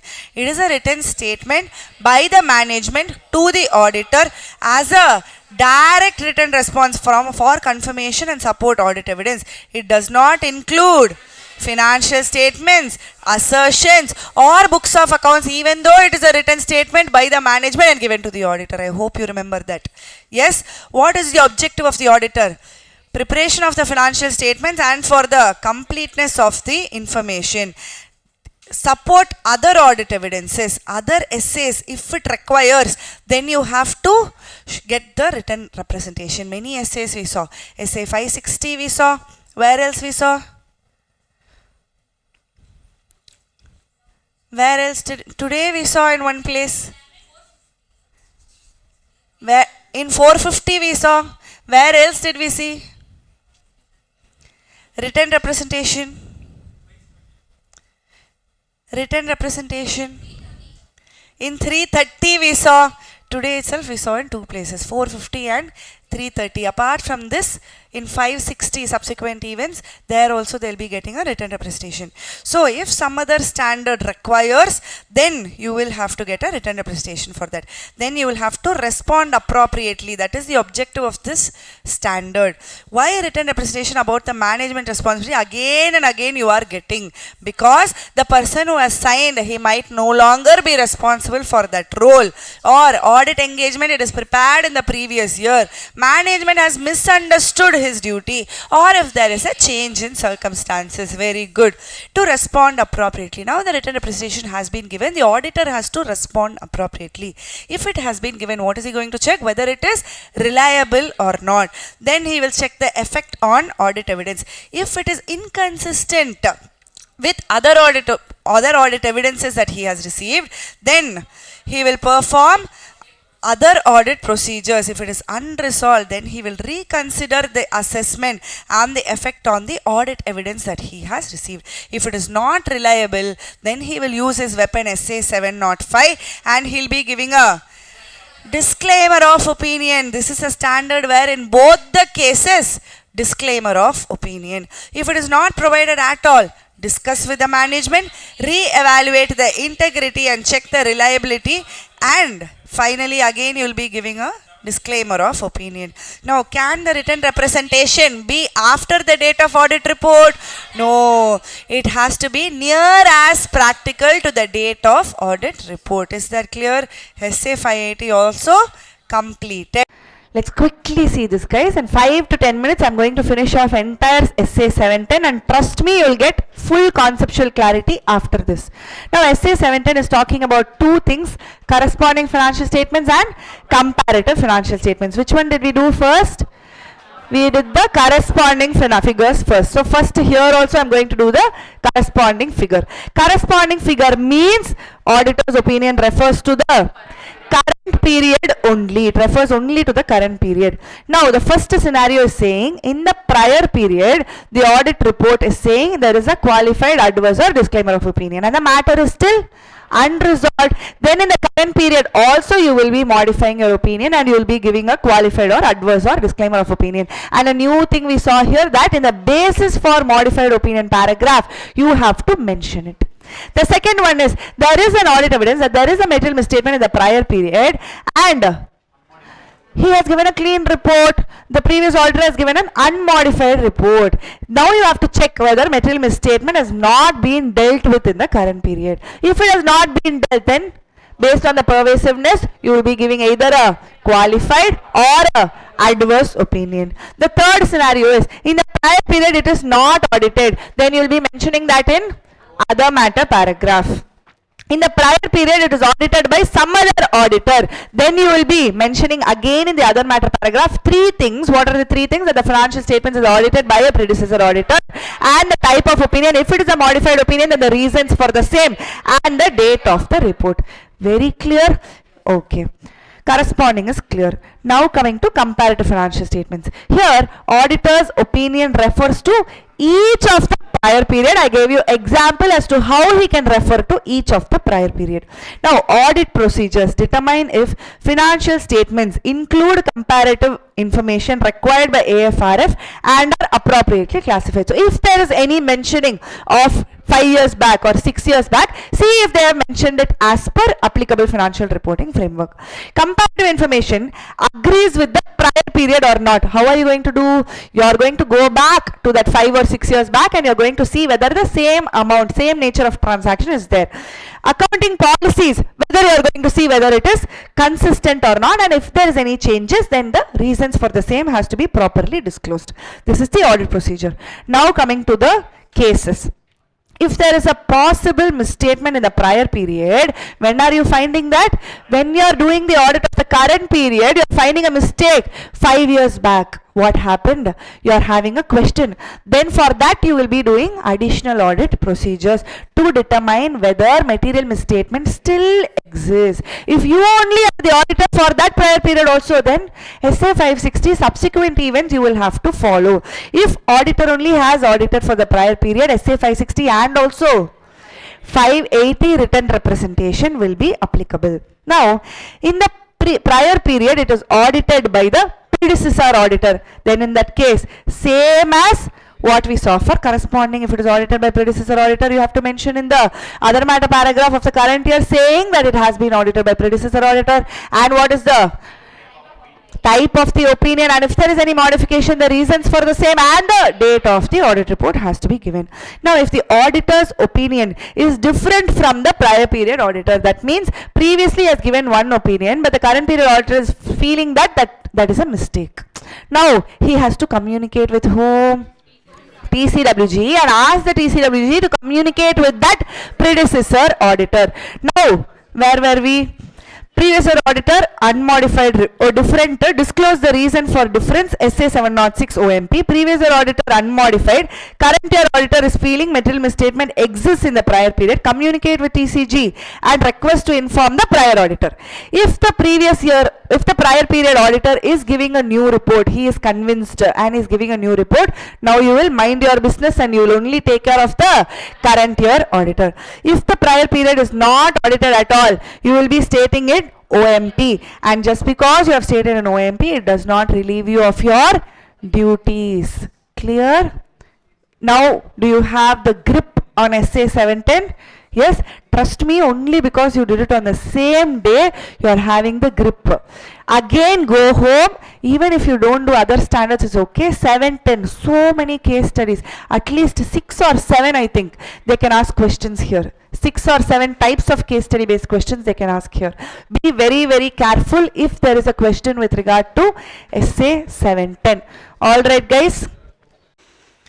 Welcome back guys after the short commercial break. Now let's quickly see what is there in Caro. This one I did not write. A student like you all wrote this, and you know what? His age is 61. 61, and he made this Caro short form in a single page. He has actually written everything including applicability. Now quickly let's revise using his notes. Now this is because he did so beautifully. Come back guys. How many clauses are there? 21 clauses are there. I hope all of you remember. Yes. Clause number 1. Under fixed assets, the first point is talking about records. The records for tangible, the details and the situation must be there. For intangible, full details must be there. Physical verification, whether at reasonable intervals, whether it is there, and if there is any material discrepancy, you will have to check. What is the title deeds of the fixed assets? If it's an immovable property, then there was a format which is given below. If the revaluation percentage is more than 10%, if pending proceedings, again pending Pinami Transactions Prohibition Act, then that also you will have to mention that separately. Clause number 2 is only 2 points in the clause number 2. Physical verification has to be done, and if there is any discrepancy more than 10%, then you will have to check that and write that separately. For aggregate working capital loan more than 5 crores at any point in time, what should you check? That the quarterly statement which has been filed with the banks or financial institutions must be as per the books of accounts. Legs provided to subsidiary joint venture associate, outstanding plus aggregate, to other than subsidiary joint venture associate, same outstanding and aggregate. Apart from this, there are more points. What are the other points? Should not be prejudicial to the interest of the company. There should be a repayment schedule. If there is any loan given for an on-demand loan, then that has to be separately. If it is overdue for more than 90 days, then that also has to be separately given. Any fresh loan has been given to renewed or to extend an existing loan, then that has to be separately mentioned. Now, leaks provided under section 185, 186. Deposits, section 73 to 76. Cost records, section 148, subsection 1. For statutory dues, there is disputed statutory dues and undisputed statutory dues. If it is a disputed statutory due, then you have to give the amount and the forum in which it is pending. Undisputed statutory dues, if it is outstanding for a period of more than 6 months, you will have to mention that. Undisclosed income, unrecorded income, but you have disclosed it in the current year under the income tax assessment, then the details of the amount which has been surrendered has to be given. Next comes repayment of loan. The company has defaulted in principal or interest, then there is a format which you will have to follow. If the company is a willful defaulter, then he has to mention that separately. If the term loan is used for any other purpose, then amount and the nature of that loan has to be given. Short-term loan is used for long-term purposes, then that also has to be told separately. If the amount is taken to meet the obligation with the subsidiary joint venture associate, or if an amount is taken with the equity percentage with the subsidiary joint venture associate, that means for subsidiary joint venture associate, then that also has to be mentioned separately. Issue proceeds by way of IPO and FPO, section 42 and 62. Clause number 11 is talking about fraud. Any fraud on the company or by the company has to be mentioned. Section 143 subsection 12 says, if the amount of fraud is less than 1 crore, then you have to mention to the board of directors and audit committee. If it is more than or equal to 1 crore, then you will be telling the central government in form number ADT 4. Nidhi company, what are the 2 rules that has to be the net owned funds is to deposit should be in the ratio of 1:20, and 10% of unencumbered term deposits must be there.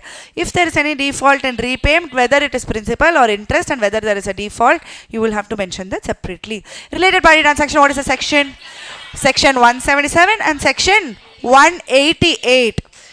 Internal audit. Internal audit must be commensurate with the size and nature of the business, and whether the statutory auditor is considering the report of the internal auditor. Non-cash transaction, section 192. RBI registration, section 45IA of the RBI Act, whether he has to get himself registered or whether he is undertaking any non-banking financial activities or housing financial activities, and whether there are any core investments companies. If there are, how many are there? Number only, if you mention it is enough. Cash losses, you just need to mention the amount of cash losses.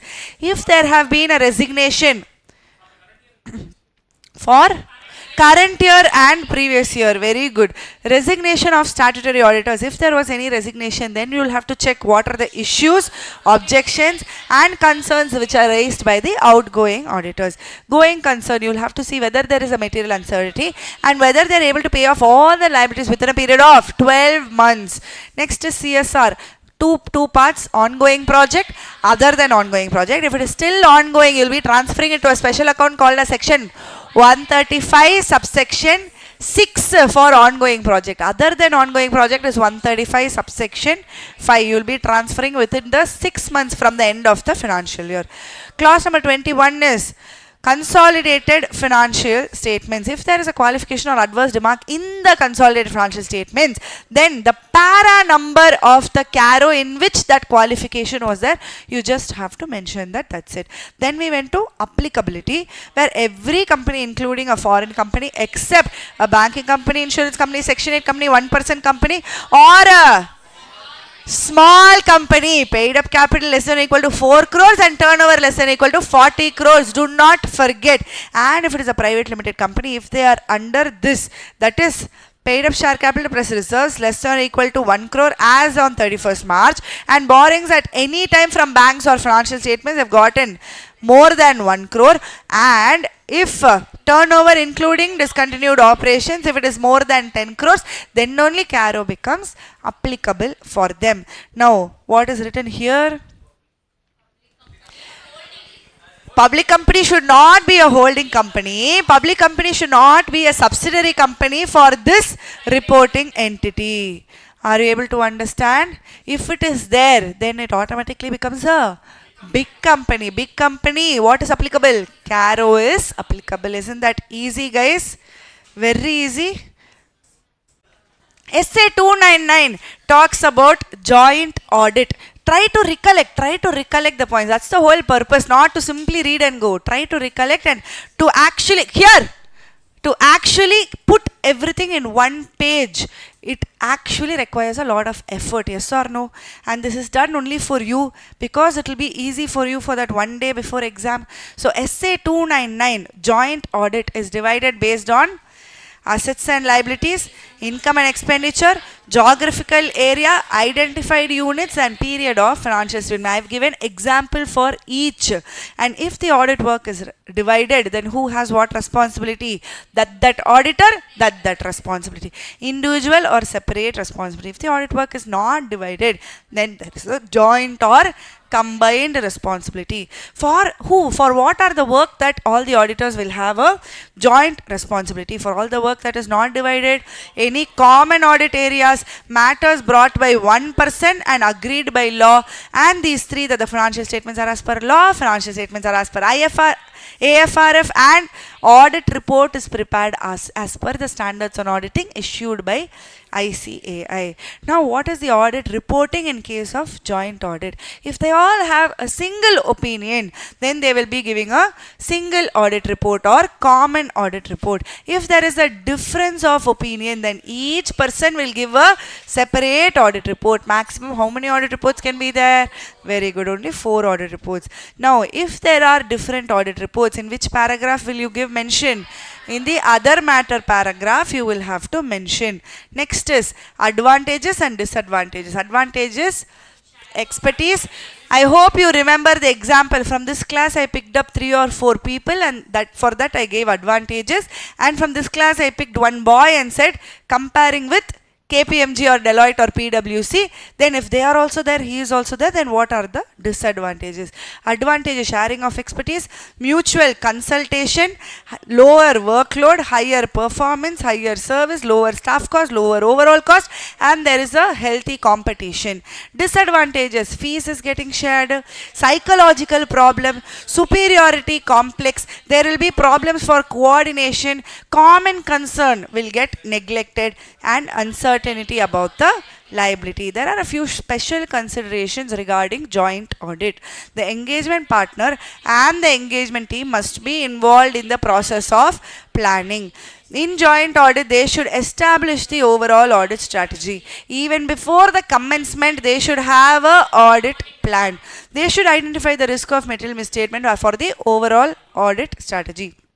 Document the nature, extent, and timing for all the common audit areas and also for the specific audit areas. Engagement letter, there will be only one engagement letter, and manage and present. management representation letter, there will be only one MRL as well. And there should be something called as work allocation document where each auditor will sign to understand their responsibilities as part of joint audit. Now, wow notes of SA 315. Before even we went inside the standard, we saw basics before SA 315. So in that we started off with what is audit risk. Audit risk is the risk that the auditor gives an inappropriate audit opinion when the financial statements are materially misstated. That means the financial statements are wrong and the auditor gives an inappropriate audit evidence saying it is correct. Only that will be an audit risk and not ulta. Also, I told you, I gave reasons as to why it is not ulta. Why? Because there is nobody relying on that signature, giving the loan or investing in the shares or anything. What is the meaning of material misstatement? The definition of material misstatement, we saw that it was the difference between the amount classification, presentation and disclosure of a reported financial statement item and the amount classification, presentation and disclosure required for items to be as per AFRF. I hope you remember example of the amount I said, example of the classification I said, example for presentation I said, and the example for the disclosure I said. Basically, if it is not as per accounting standards AFRF, that means there is a material misstatement. Now, risk of material misstatement can be for the financial statement as a whole or it can be for account balance, class of transaction or disclosure, each of these levels. And the components of risk of material misstatement is inherent risk and control risk. Components of audit risk is risk of material misstatement and detection risk. Now, detection risk is again split into sampling and non-sampling risk. Sampling risk means what? That the sample is not representative of the population. Non-sampling risk means what? Inappropriate audit procedures. Then we went to SA 315, identification and assessing the risk of material misstatement through understanding the entity and its environment. What is the objective of this standard? Again, the same as the name, to identify and assess the risk of material misstatement at two levels, at the financial statement level and also at the account balance, class of transaction and disclosure level. For what? For designing and performing the further audit procedure. Now, apart from this, they are going to identify and assess the risk of material misstatement. How are they going to identify and assess the risk of material misstatement? The auditor will identify the risk, assess the risk, relate the identified risk and consider the likelihood, which is nothing but the probability of the misstatement happening. Next, we went to what is the meaning of risk assessment procedures. This is also an audit procedure. Yes, we saw IO, that those are the audit procedures for risk assessment procedures. Audit procedures performed for what? To obtain an understanding of the entity and its environment. What are the audit procedures that is going to be performed for the risk assessment procedures? IO, analytical procedures, inspection, inquiry and observation. Next, we saw entity and its environment. How will the auditor get an understanding? He will see what is the industry, regulatory framework, what is the AFRF, what is the nature of the entity, what is the accounting policy that they are following, is there any change? If there is any change, what is the reason for the change, what are the objectives and strategies of a business risk, and what is the financial performance. When they see the previous year's report, they understand the financial performance and all of those things.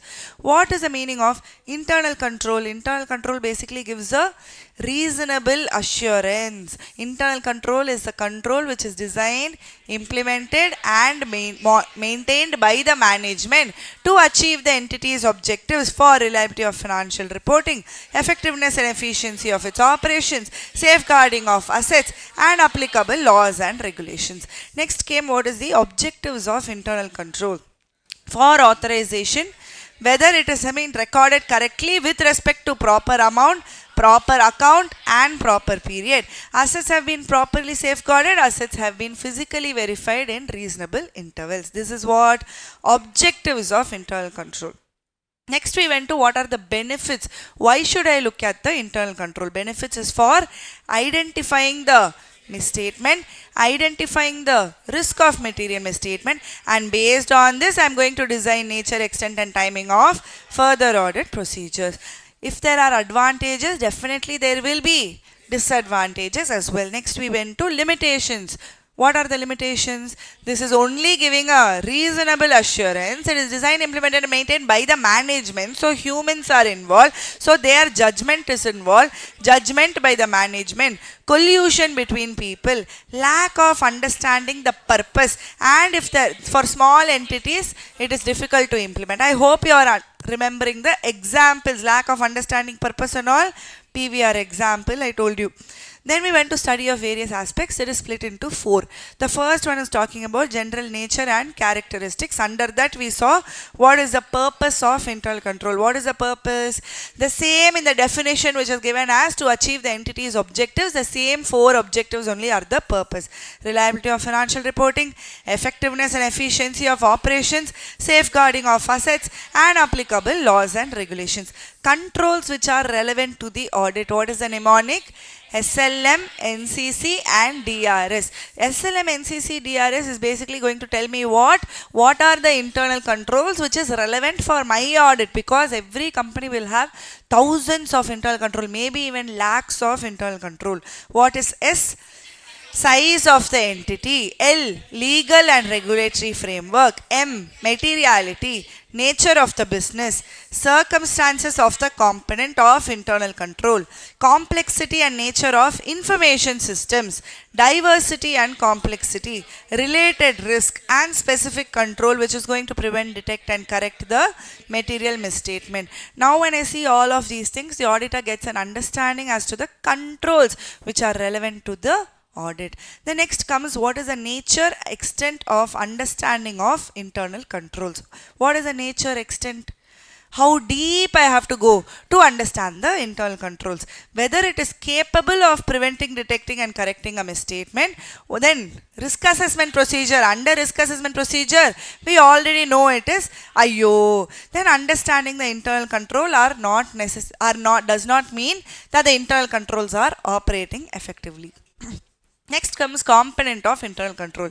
What is a mnemonic?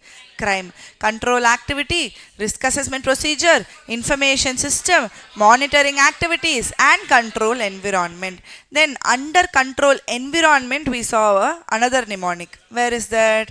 Elements of control environment, that is SHAPE PC. What is SHAPE PC? S stands for organizational structure, HR policies and procedures, assignment of authority and responsibility, philosophy of the management, ethical values and participation by those charged with governance and commitment to competence. I hope you remember all the examples we saw. For SHAPE PC, I told my story and all of those things. Yes or no? Ethics, which company, how it was, how was the culture, honesty, ethical values. I hope now you remember. This is control environment. Somewhere else also we saw mnemonics. Where else did we see? For control activity also we saw. Control activity, what is the mnemonic? ISPA. ISPA means the examples of control activity. What are the examples? Information processing, segregation of duties, physical control, performance review and authorizations, which is ISPA. For risk assessment procedures also it is ISPA without double P. It is only single P. What is that? Identifying the business risk. S is significance of the risk. P is probability, that is the likelihood of the occurrence, and last is actions that has to be taken. With that, elements are done. Then comes methods for evaluating. What are the methods for evaluating? Narrative record, checklist, internal control questionnaire and flowchart. Which is the most commonly used? The questionnaire is the most commonly used. Which takes least time? Checklist takes least time because it is only tick, tick, tick. Evaluation of internal control. This enables the auditor to know all these points. Whether internal control system is adequate, if there is any error or fraud, if any internal auditor is effective, if there are administrative controls, how are the recording of transactions, which is the input, what is the output, the reports which come, the records which come, and then extent and depth audit techniques. If there are any weak areas, the auditor can even give suggestions for improvement. Then comes testing of internal control. It is to obtain audit evidence regarding the efficiency of the design of the internal control and also of the operation of the internal control. I hope you are all mapping the examples in your head, what I told for design and operation. Now the audit procedures here is IIOTR. IIOTR is inspection, inquiry, observation. Testing is already here. So testing for T, and R, re-performance and not recalculation, because we are in internal control. There is nothing to calculate here. Next we went to internal control and IT environment. Under that, what did we see? Where can we use the IT? What are the benefits of IT? What are the IT risks? I hope you understood what is inaccurate processing of data and processing the inaccurate data. Here data is inaccurate. Here processing is inaccurate. Apart from that, what are the other risks? Unauthorized access, unauthorized change in master file, unauthorized change in the system or program, loss of data, loss of access. If there is lot of suitability, then what is suitability for judgment and discretion? If there is lot of judgment, then what is good, manual or automated? If judgment is involved, manual is automated. Reliability, if it is more reliable you want, then automated is suitable. This is essay 315. Today are you feeling better when we went through everything? Yes, you're feeling better, you're able to map everything in your head. Essay 450 talks about what? Evaluation of misstatement identified during the audit. What is the objective of the standard? If the effect of identified misstatement or uncorrected misstatement on the financial statement. You will be accumulating all the misstatements, and for accumulation purposes, you will not take something which is trivial. Trivial means if it is too small, you will leave it. Don't waste your time and energy on that. Few examples we saw: inaccuracy in processing the data, and an omission of an amount or disclosure, and any revenue item which has been wrongly capitalized. Example for that: any revenue item wrongly capitalized. Repairs and maintenance, it has to be shown as profit and loss expense, but what have they done? Added to the asset itself. Now, as the audit progresses, there should be a revision of the audit strategy and the audit plan. To identify misstatement indicates existence of further misstatements or for accumulation of misstatement. Now you will be communicating to the management or TCWG if you find any misstatement, and this communication has to be done at a timely basis. The auditor will tell the management saying, listen, I have examined your account balance, class of transaction disclosure, and this is my understanding of the cause of the misstatement. If the management corrects, then auditor will be doing alternate audit procedures and check if the misstatements still remain. If the management says, hey, get out, refuses to correct, then ask for reasons. Obtain the reasons from the management and evaluate whether the financial statements are free from material misstatement. Is there a standard reference given here? SA 450 does not give a standard reference, but evaluate financial statements free from material misstatement means you are saying if there is a material misstatement still exists, and if it exists, automatically you will be going for SA 705 modifications. Then here written representation, SA 580 reference is there, where summary of all the uncorrected misstatements that is immaterial, you have to get a representation from the management. They will be writing that love letter. Now you also have to write that love letter, that is called as documentation. SA not 320, 230 audit documentation, amount below which it is not material, all misstatements accumulated and whether it has been corrected. Then auditor's conclusion on the uncorrected misstatements are material or immaterial and the basis for the conclusion. If there is any uncorrected misstatements, then the auditor has to see the effect of the uncorrected misstatements, size and nature of uncorrected misstatements, and the effect of ABCD and financial statements, the effect of prior period uncorrected misstatement in the past year. If there was any uncorrected misstatement, then we will have to see if there is any effect on the current year's account balance, class of transaction and disclosure. With this, SA 450 WOW notes is. I hope you remember what is SA 5:30. Audit sampling. What is the meaning of sampling? Application of audit procedures to less than 100% of the items in the population such that all the sampling units have equal chance of getting selected. Objectives, you are going to get a reasonable basis to draw a conclusion about what?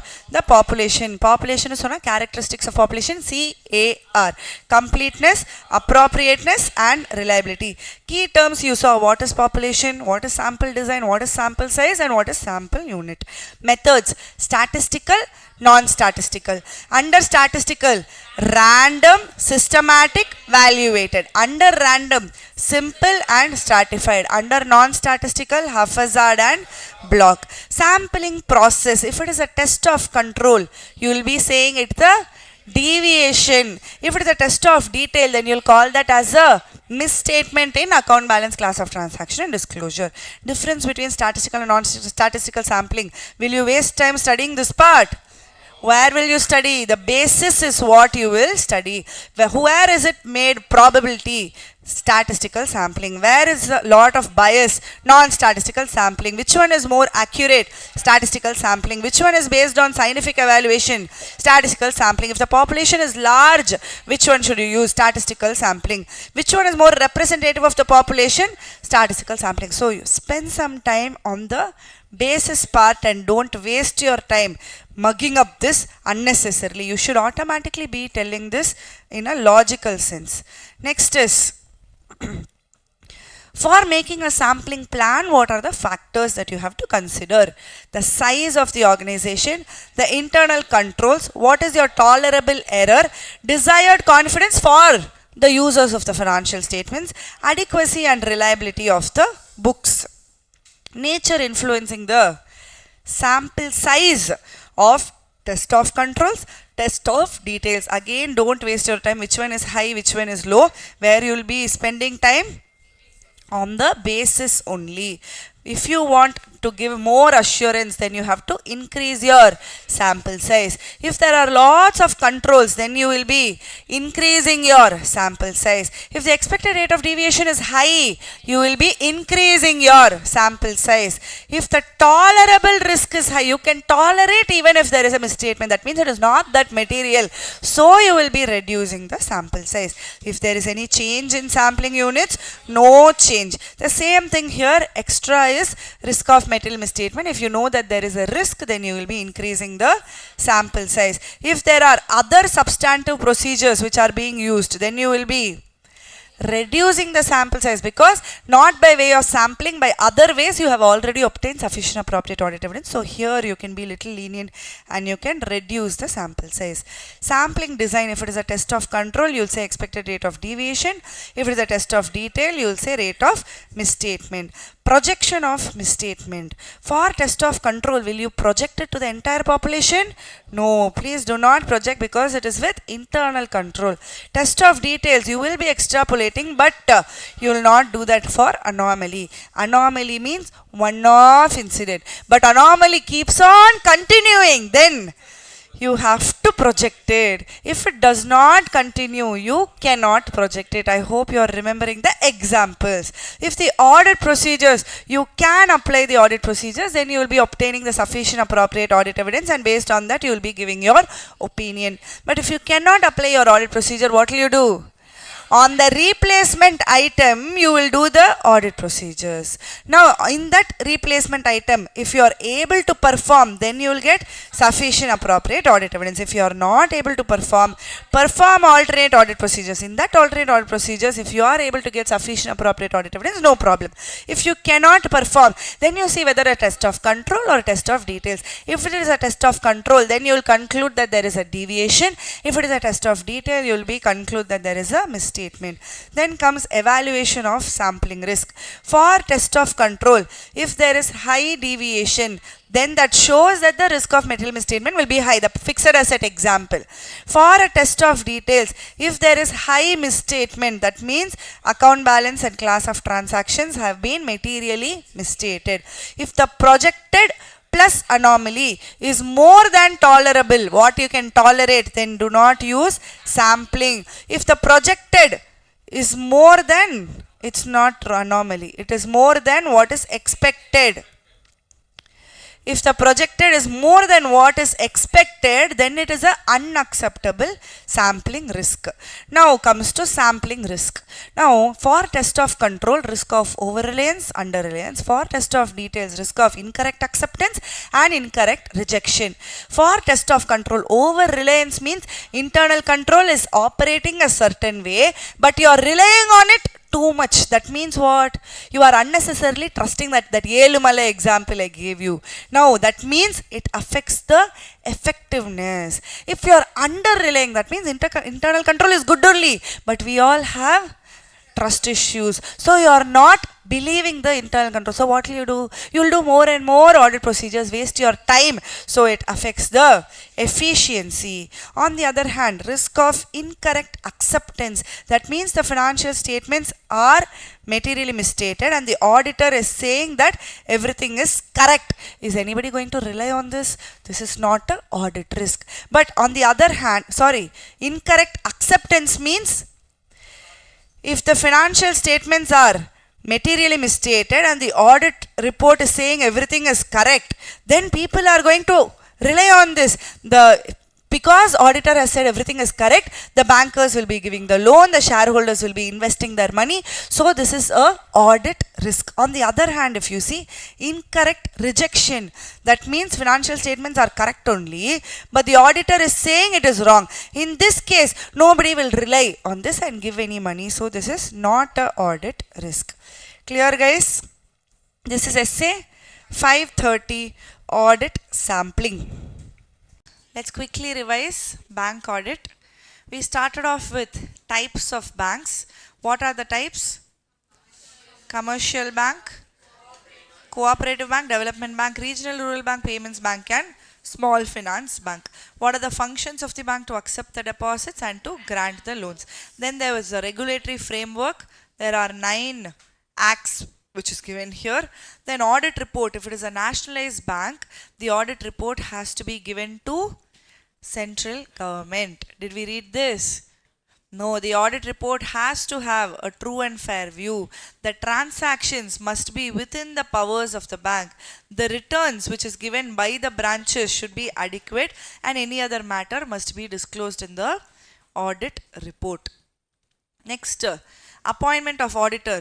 If it is a banking company, then shareholders in the AGM will be doing it. If it's a nationalized bank, the bank itself through its board of directors will be doing it. But for both, you require RBI approval. If it's a regional rural bank, then the bank itself plus approval from central government is required. Now remuneration, who will be talking? For banking company, section 142 of the Companies Act. If it's a nationalized bank and SBI, then RBI in consultation with the central government, and for banking company, it is the company in the general meeting. Types of audit report. We saw many types of audit report. Yes, internal control over financial reporting, long format audit report, it has to be given on 30th June. SLR requirements, percentage of NDTL which has to be kept by the bank itself. Treasury operations as per RBI, income recognition, asset classification and provisions as per RBI. Any serious irregularity, Ghosh committee, Jilani committee. Ghosh committee is for fraud and Jilani committee is for risk assessment and internal control. And if there is any adverse credit deposit ratio in the rural areas. Are you able to recollect all the points for types of audit reports? Next, what are the powers of the auditor? He has the same powers of the Companies Act I told you. Inspecting any books of accounts, calling for information, calling for additional information and to make an inquiry under section 73 subsection 2. For conducting an audit, he has to first do the initial consideration. Now under initial consideration, what and all are there? Declaration of indebtedness. There is no internal assignments in the bank. Planning, communication, previous auditor, terms of audit engagement, initial engagement, understanding the banking environment, assessing the engagement risk and establishing the engagement team. This is with respect to initial consideration.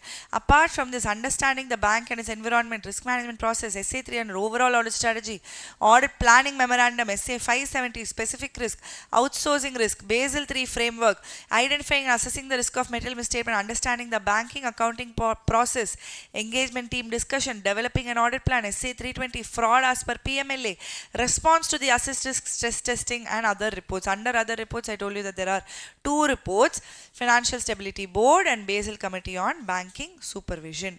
Next we went to advances. Advances should come in the asset side of balance sheet. There are two types of advances. One is funded loan and non-funded loan. This was not there, correct? What is the meaning of funded loan? Funded loan is basically giving us money. Non-funded loan is giving anything other than money. For example, letter of credit, letter of undertaking, bank guarantees. All of those things are non-funded loan where there is no transfer of funds. Classification of advances can be done sector-wise, security-wise and prudential norm-wise. Sector-wise, priority sector, non-priority sector. Security-wise, secured, unsecured. Prudential norm-wise, standard and non-performing asset. For non-performing asset, we have a table where what is it saying? If it is a standard or regular, then nothing is there. If it's not yet fallen due, once it falls due, it becomes a SMA. If 0 to 30 days, it is SMA 0. 31 to 60 days, it is SMA 1. If it is 61 to 90 days, it is SMA 2. Now after SMA 2, they become a NPA because the due is more than 90 days. If they are NPA for 12-month period, what will you call them? Substandard asset. Substandard asset, now provision will be 15% for the secured portion. For the unsecured portion, always it is 100% only. Now, if they are substandard for a 12-month period, then they fall into the doubtful category. If they are doubtful for a 12-month period, then you will call them as D1. What is the provisioning for D1? 25% for the secured portion, and for the unsecured portion it is 100%. Now they are doubtful for a period of 1 to 3 years, then they will be D2. If they are D2 category, then what is the provisioning? 40% for the secured portion, and for the unsecured portion it is always 100%. Now D3 means it is more than 3 years in the doubtful category. It is more than 3 years, then it will be D3. 100% for the secured and 100% for the unsecured. Loss asset means either an internal auditor or a statutory auditor or the RBI classifies it as a loss asset, then 100% you will not worry about whether it is secured or unsecured. Is that clear? This is with prudential norms. Now when you spoke about security wise, what is mortgage, what is pledge, what is hypothecation, assignment, lien and set off. Mortgage is only for immovable property. Example, land, building, all of those things. Pledge, it is only for gold, so it is a movable property. Hypothecation for any other movable property like car. Assignment, I am assigning it to somebody else for their use. So one person is called as assigner and the person who is enjoying it is called as assignee. Lien, lien means what? It can be anything, either a movable or an immovable property where there is a creation of charge specifically for creditor. Set off, set off means the right of a creditor to adjust a debit balance against a credit balance, doesn't matter what kind of advance it is.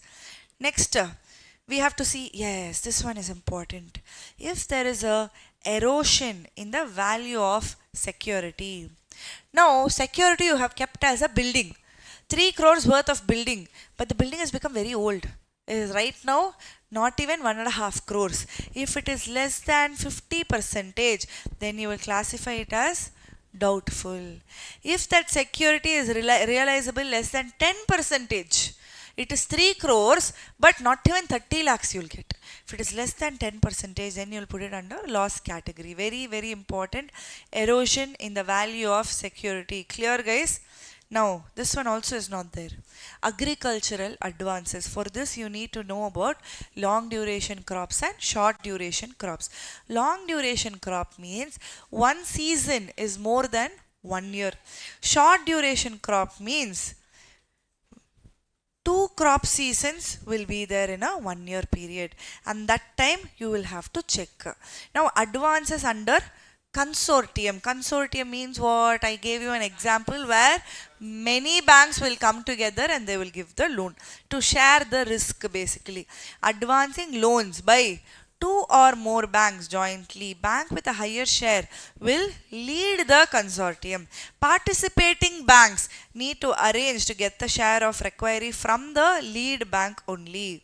Now the lead bank will take the responsibility for everything. DP allocation, drawing power allocation also is the responsibility of the lead bank only. Lead bank is the person who is not starting the whole loan process. Lead bank is a person who is having the majority share which has been given as the loan. Is that clear? Evidences regarding advances. Amount as given as advances should be only as per balance sheet date. Check the collateral whether there is sufficient margin on the collateral. Valuation must be proper. Any provision which has to be done should be done as per the RBI norms. Any advance is actually it is the amount which is due to the bank, and no unrecorded advances should be there, and advances should be appropriately disclosed, classified and described as per accounting standards. Next, audit procedure. This also I told you, there has to be a loan document, security must be there, RBI norms, analytical procedure and reviewing the operations. Now what is the meaning of drawing power? It is a concept of cash credit facility, that is the limit up to which a company can withdraw from the working capital limit which has been sanctioned. Sanction limit is the total exposure that a bank can take for a particular client. It can be cash credit, it can be OD or any other non-funded exposures also. Non-funded exposures means the letter of undertaking, bank guarantee, all of those things. Drawing power is the amount calculated where primary security minus the margin you will have to see.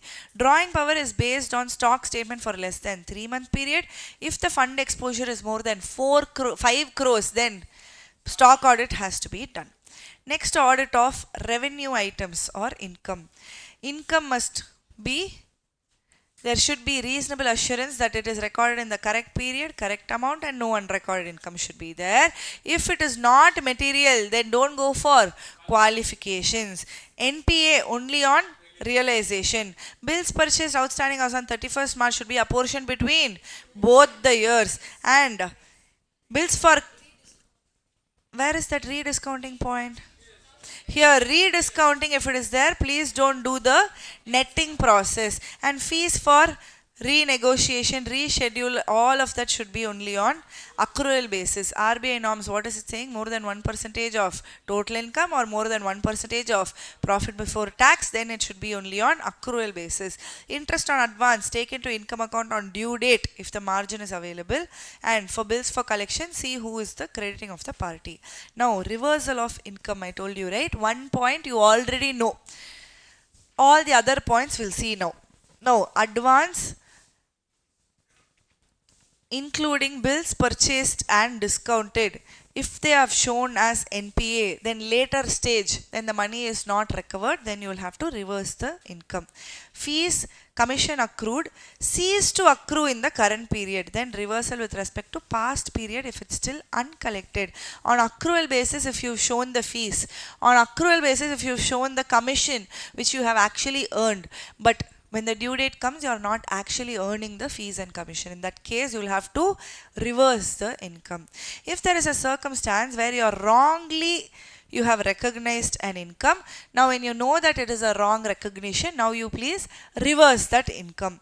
Large debits, interest income account not explained. For example, there are debits means what? Debits means,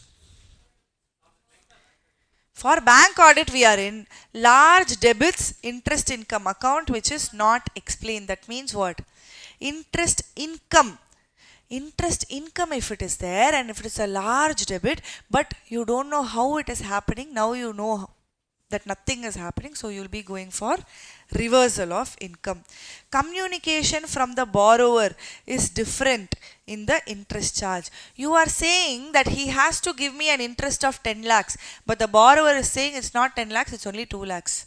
If you think that he is going to give you 10 lakhs, you would have accrued your income for a 10 lakh period, but he will pay only 2 lakhs, so that remaining 8 lakhs you will have to reverse the income.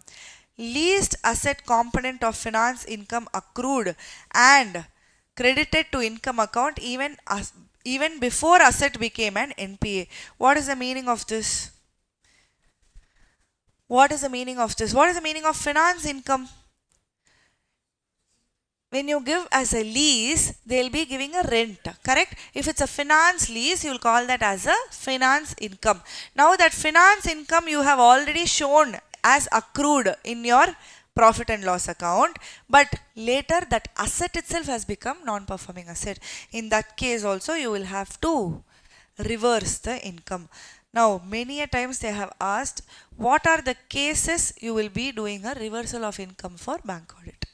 Then you will have to write all the 4 or 5 points which is here. What is the meaning of takeout finance? A loan that is procured later to replace an initial loan. Yesterday I told you, I will first get a loan from one person, then I will take another loan to repay this loan. Then I'll take another loan to repay that loan. Basically, I am procuring a loan at a later stage to replace the initial loan that I've taken. That is called as takeout finance. Objective of takeout finance is to expand the sources of finance, is to address the group exposure and availability of longer tenure debt finance. Why longer tenure?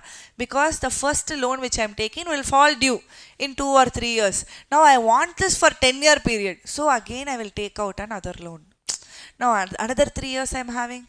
Then after 3 years again I'll take out another loan. Another 3 years I am having. Like that I'll keep going on. That is called as takeout loan.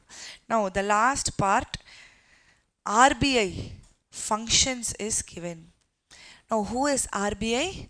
The bankers' bank is called the RBI. Now all the banks who are calling themselves as bank, whether they are regional rural banks, whether they are payments bank, whatever it is, they have to get a license from the RBI. Now RBI has specific power saying they can inspect any books of accounts of any bank. Some functions are there of RBI. This is not with respect to banks. It is just the functions of general RBI. The first function is the money which we are having, they would only print the money and they will issue it as currency. Issuance of currency is the first function of RBI. The second one is regulation of currency issue. That means how much money should be circulated, the RBI will tell. How will they know? If they want to reduce the circulation, what will they do? If they want to increase the circulation, what will they do? They have the interest rate, correct? So if they reduce the interest rate, then circulation will increase. If they increase the interest rate, everyone will put it in the deposits. So circulation will reduce. So the money supply which is there in the economy, who is taking care of that? RBI only is taking care of that. It is the banker for both central government and state government and is also the banker for the bank.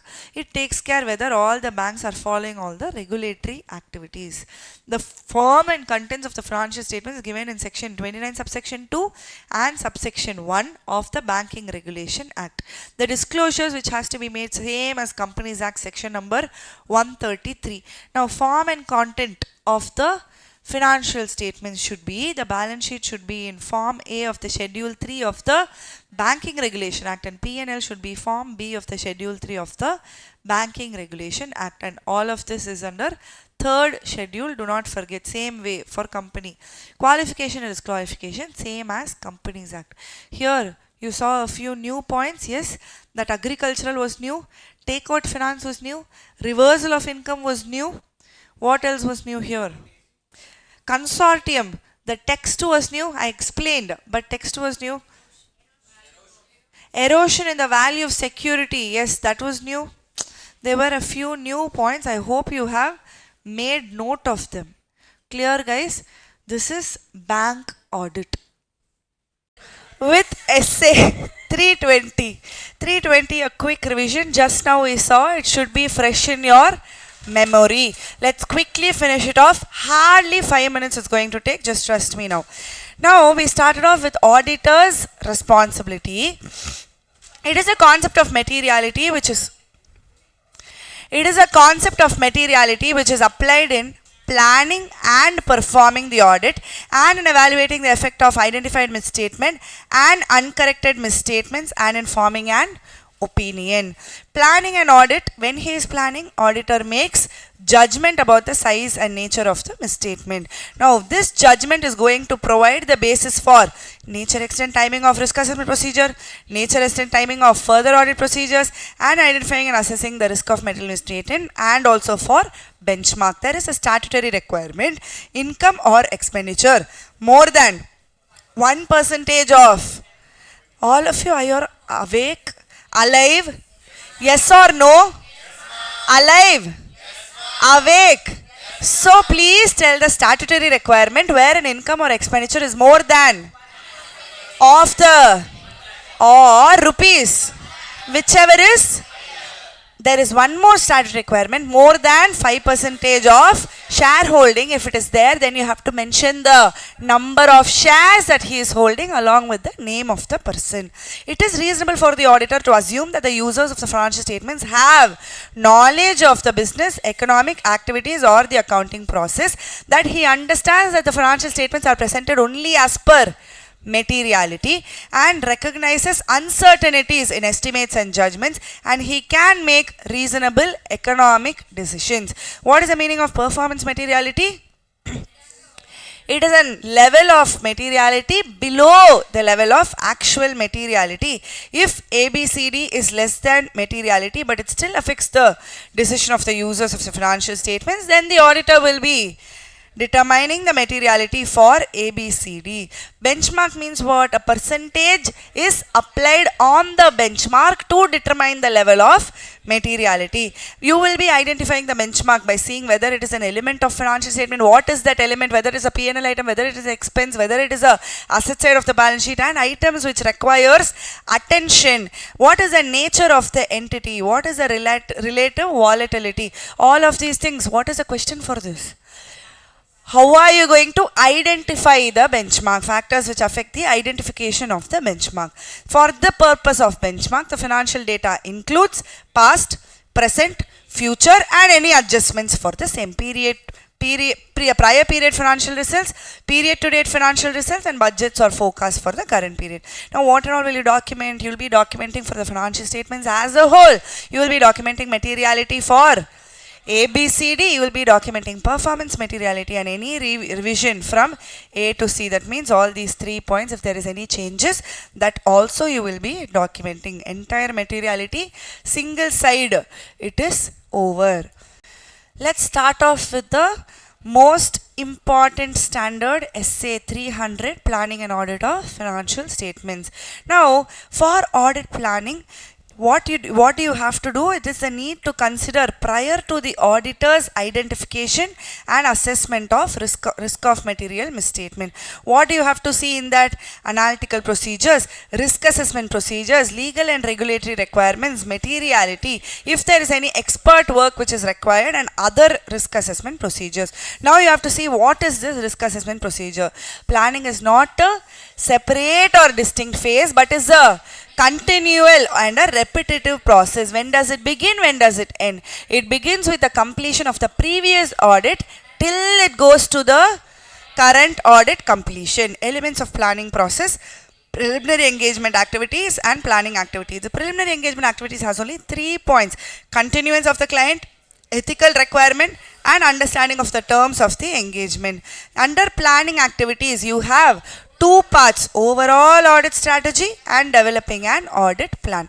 Overall audit strategy, under that, what is the meaning of overall audit strategy? It sets the scope, timing and direction of audit and guides for the development of audit plan.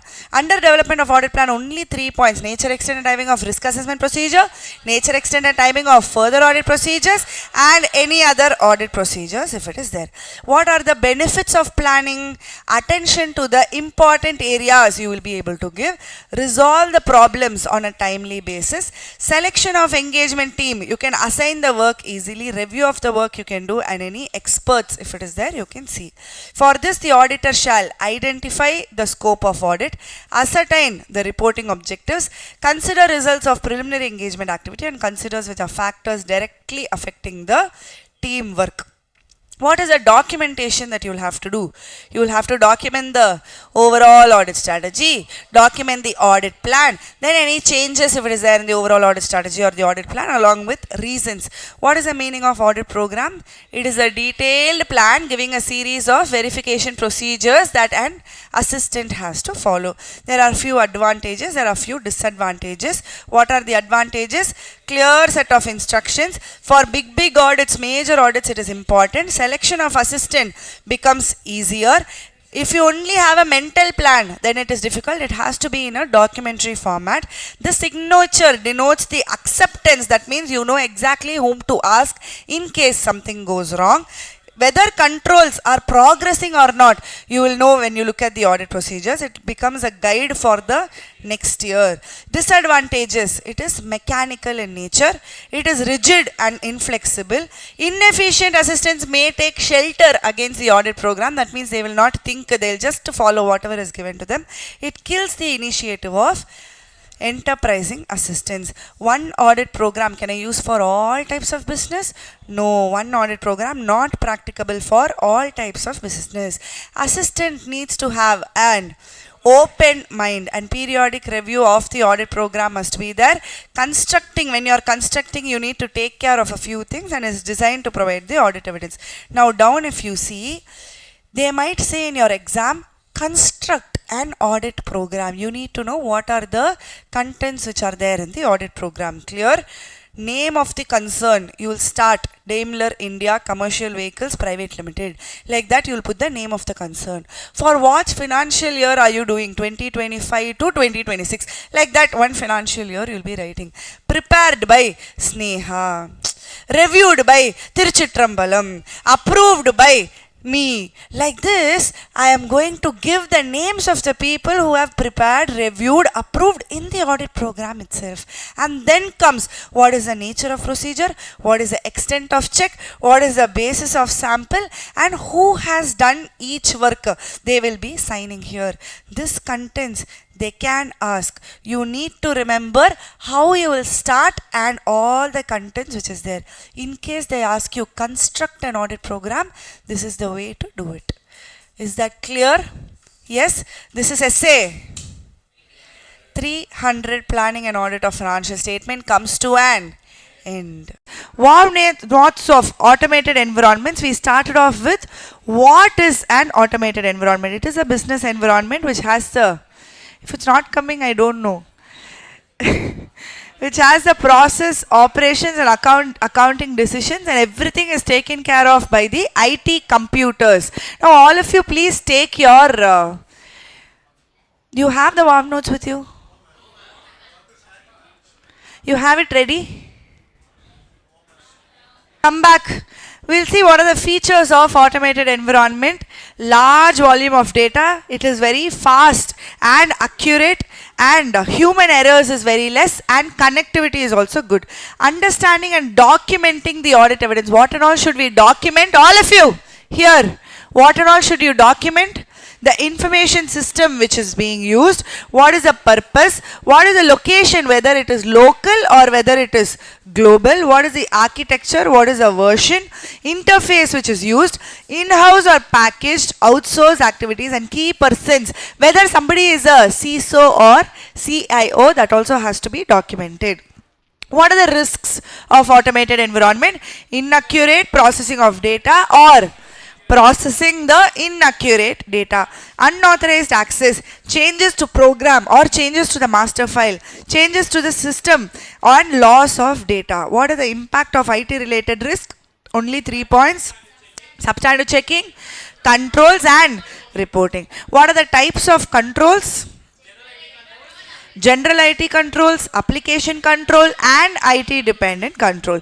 Under general IT controls, what do we have? Data center and network operations, and program changes, access security, application system acquisition, development and maintenance. Under application control, whether is automated control or manual control. It is both automated and manual control, and it talks about mandatory data field, user limit, sequence number check. He came, he did some magic and it came off. How? What you did? Okay, thank you. Application control, automated and manual control, mandatory data field, sequence number check, user limit, all of these are examples we saw for application control, which is both automatic and manual control.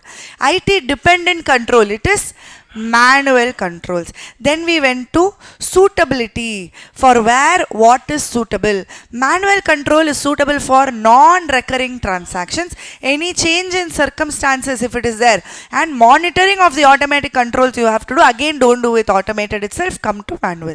Automated controls, high volume and for recurring transactions it is useful. Testing methods, what kind of audit procedures you have to do? You definitely have to start off with inquiry. And what are the audit procedures that you can do for internal control? Recalculation you cannot do, reperformance you can do, inspection you can do, observations you can do, analytical procedures you cannot do. So inquiry, they're saying, is the most efficient, but it provides the least audit evidence because the client will not give you the desired information. What is reperformance? You doing the same activity again is reperformance. This is most effective, but it is time consuming, so it is not as efficient. So what is the best? The best is inquiry and inspection. Why not observation? Observation is only at a particular point in time. That's why not observation. Audit approach. How are you going to approach the audit? You'll be seeing what is the risk assessment, whether how to understand and evaluate, test for the operating effectiveness of the controls and the reporting. Next we went to what is the meaning of data analysis. It is a combination of process, tools and techniques used to tap vast amount of data to obtain meaningful information. That is called as data analytics. Where and all can you use? How is it helpful? It can increase your profit itself, it can increase customer service, it can increase competitive advantage, increase the operating effectiveness. And tools and tech for audit is called as CAT, computer assisted audit technique. What is digital audit? For conducting the audit, you using data analytics or artificial intelligence or any other technology to understand the business. What is IFC? It is a policy and procedure for reliability of financial reporting, effectiveness and efficiency of operation, compliance with applicable laws and regulations, safeguarding of assets, and new one, prevention and detection of fraud. Next, what should you document here? Any discussions with the engagement team members, understanding of the entity and its environment, whether the risk of material misstatement is as per the financial statement level or for each of the assertion level, and risks identified and related controls. Next, we went to report audit findings. To whom should we report? To the stakeholders and TCWG and board of directors. If there is any weakness in the internal control, if there is any impact of that weakness, and efficiency of the significant efficiency of the internal control has to be told to the management in IC memo or management letter. Is that clear, guys? This is automated environment. It's easy if you see the wow notes, correct? Yes. Now after we fully studied and then we came to the wow notes, it's very easy to recollect all the points. Coming to the warm notes of essay 330, small it is. Can you see it? Not even half a page. Very small. Now here first we saw auditor's responses to assessed risk. Response to essay 315 we saw. Then they designed the responses. Based on designing of responses, seeing the further audit procedures. In further audit procedures, we saw two kinds of risk: inherent risk and control risk. What is the probability of the misstatement and what are the controls in place. Then we came to test of control and substantive procedures. Under test of controls, that mini mind mapping had what is the extent, what are the design and performing the test of controls, and the auditor shall, using audit evidence obtained in the previous audit, specific inquiries by the auditor when there is a deviation. Now quickly let's go through that. What is the extent, what and all I have to see? I have to see the frequency of the internal control. I have to see the time in which the internal control is done. What if there is an expected rate of deviation, what is the relevance and reliability, and if there is any other control, then whether I can get audit evidence from that other control. Designing and performing test of control, the auditor shall compulsorily do what? inquiry, but he has to combine that with some other audit procedures. He can also see other indirect controls. Examples I have given here. Salesperson only must have access to the point of sale, but indirect control is there should be a strong password for the login. Same example I have told you, so that when you look at this before the exam, you will be like, thank you, ma'am. Clear? Inquiry plus what is good? Inspection plus reperformance and not observation, because observation is at a particular point in time only. Now the timing can be either at a particular time or at a throughout a period. Using audit evidence obtained in the previous audits. Can I use that? Yes, you can. But you please see what is the component of that internal control. What is the control, whether it is automated or a manual control. What is the effect of general IT controls? If there is a change in the control or change in the personnel, then what is the risk and what is the extent of reliance, you will have to see. Then specific inquiry by auditor. When there is a deviation, you ask him what are your reasons, reassess the reliance on that control and whether the management has considered doing substantive procedures. Now we are here. Substantive procedures are designed to detect the material misstatement at each of the assertion levels. So test of details of ABCD has vouching. For this we had example of purchase transaction. Test of balances verification, we had a example of fixed asset. Please write here.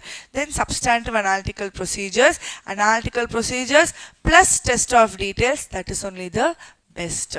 Is that clear?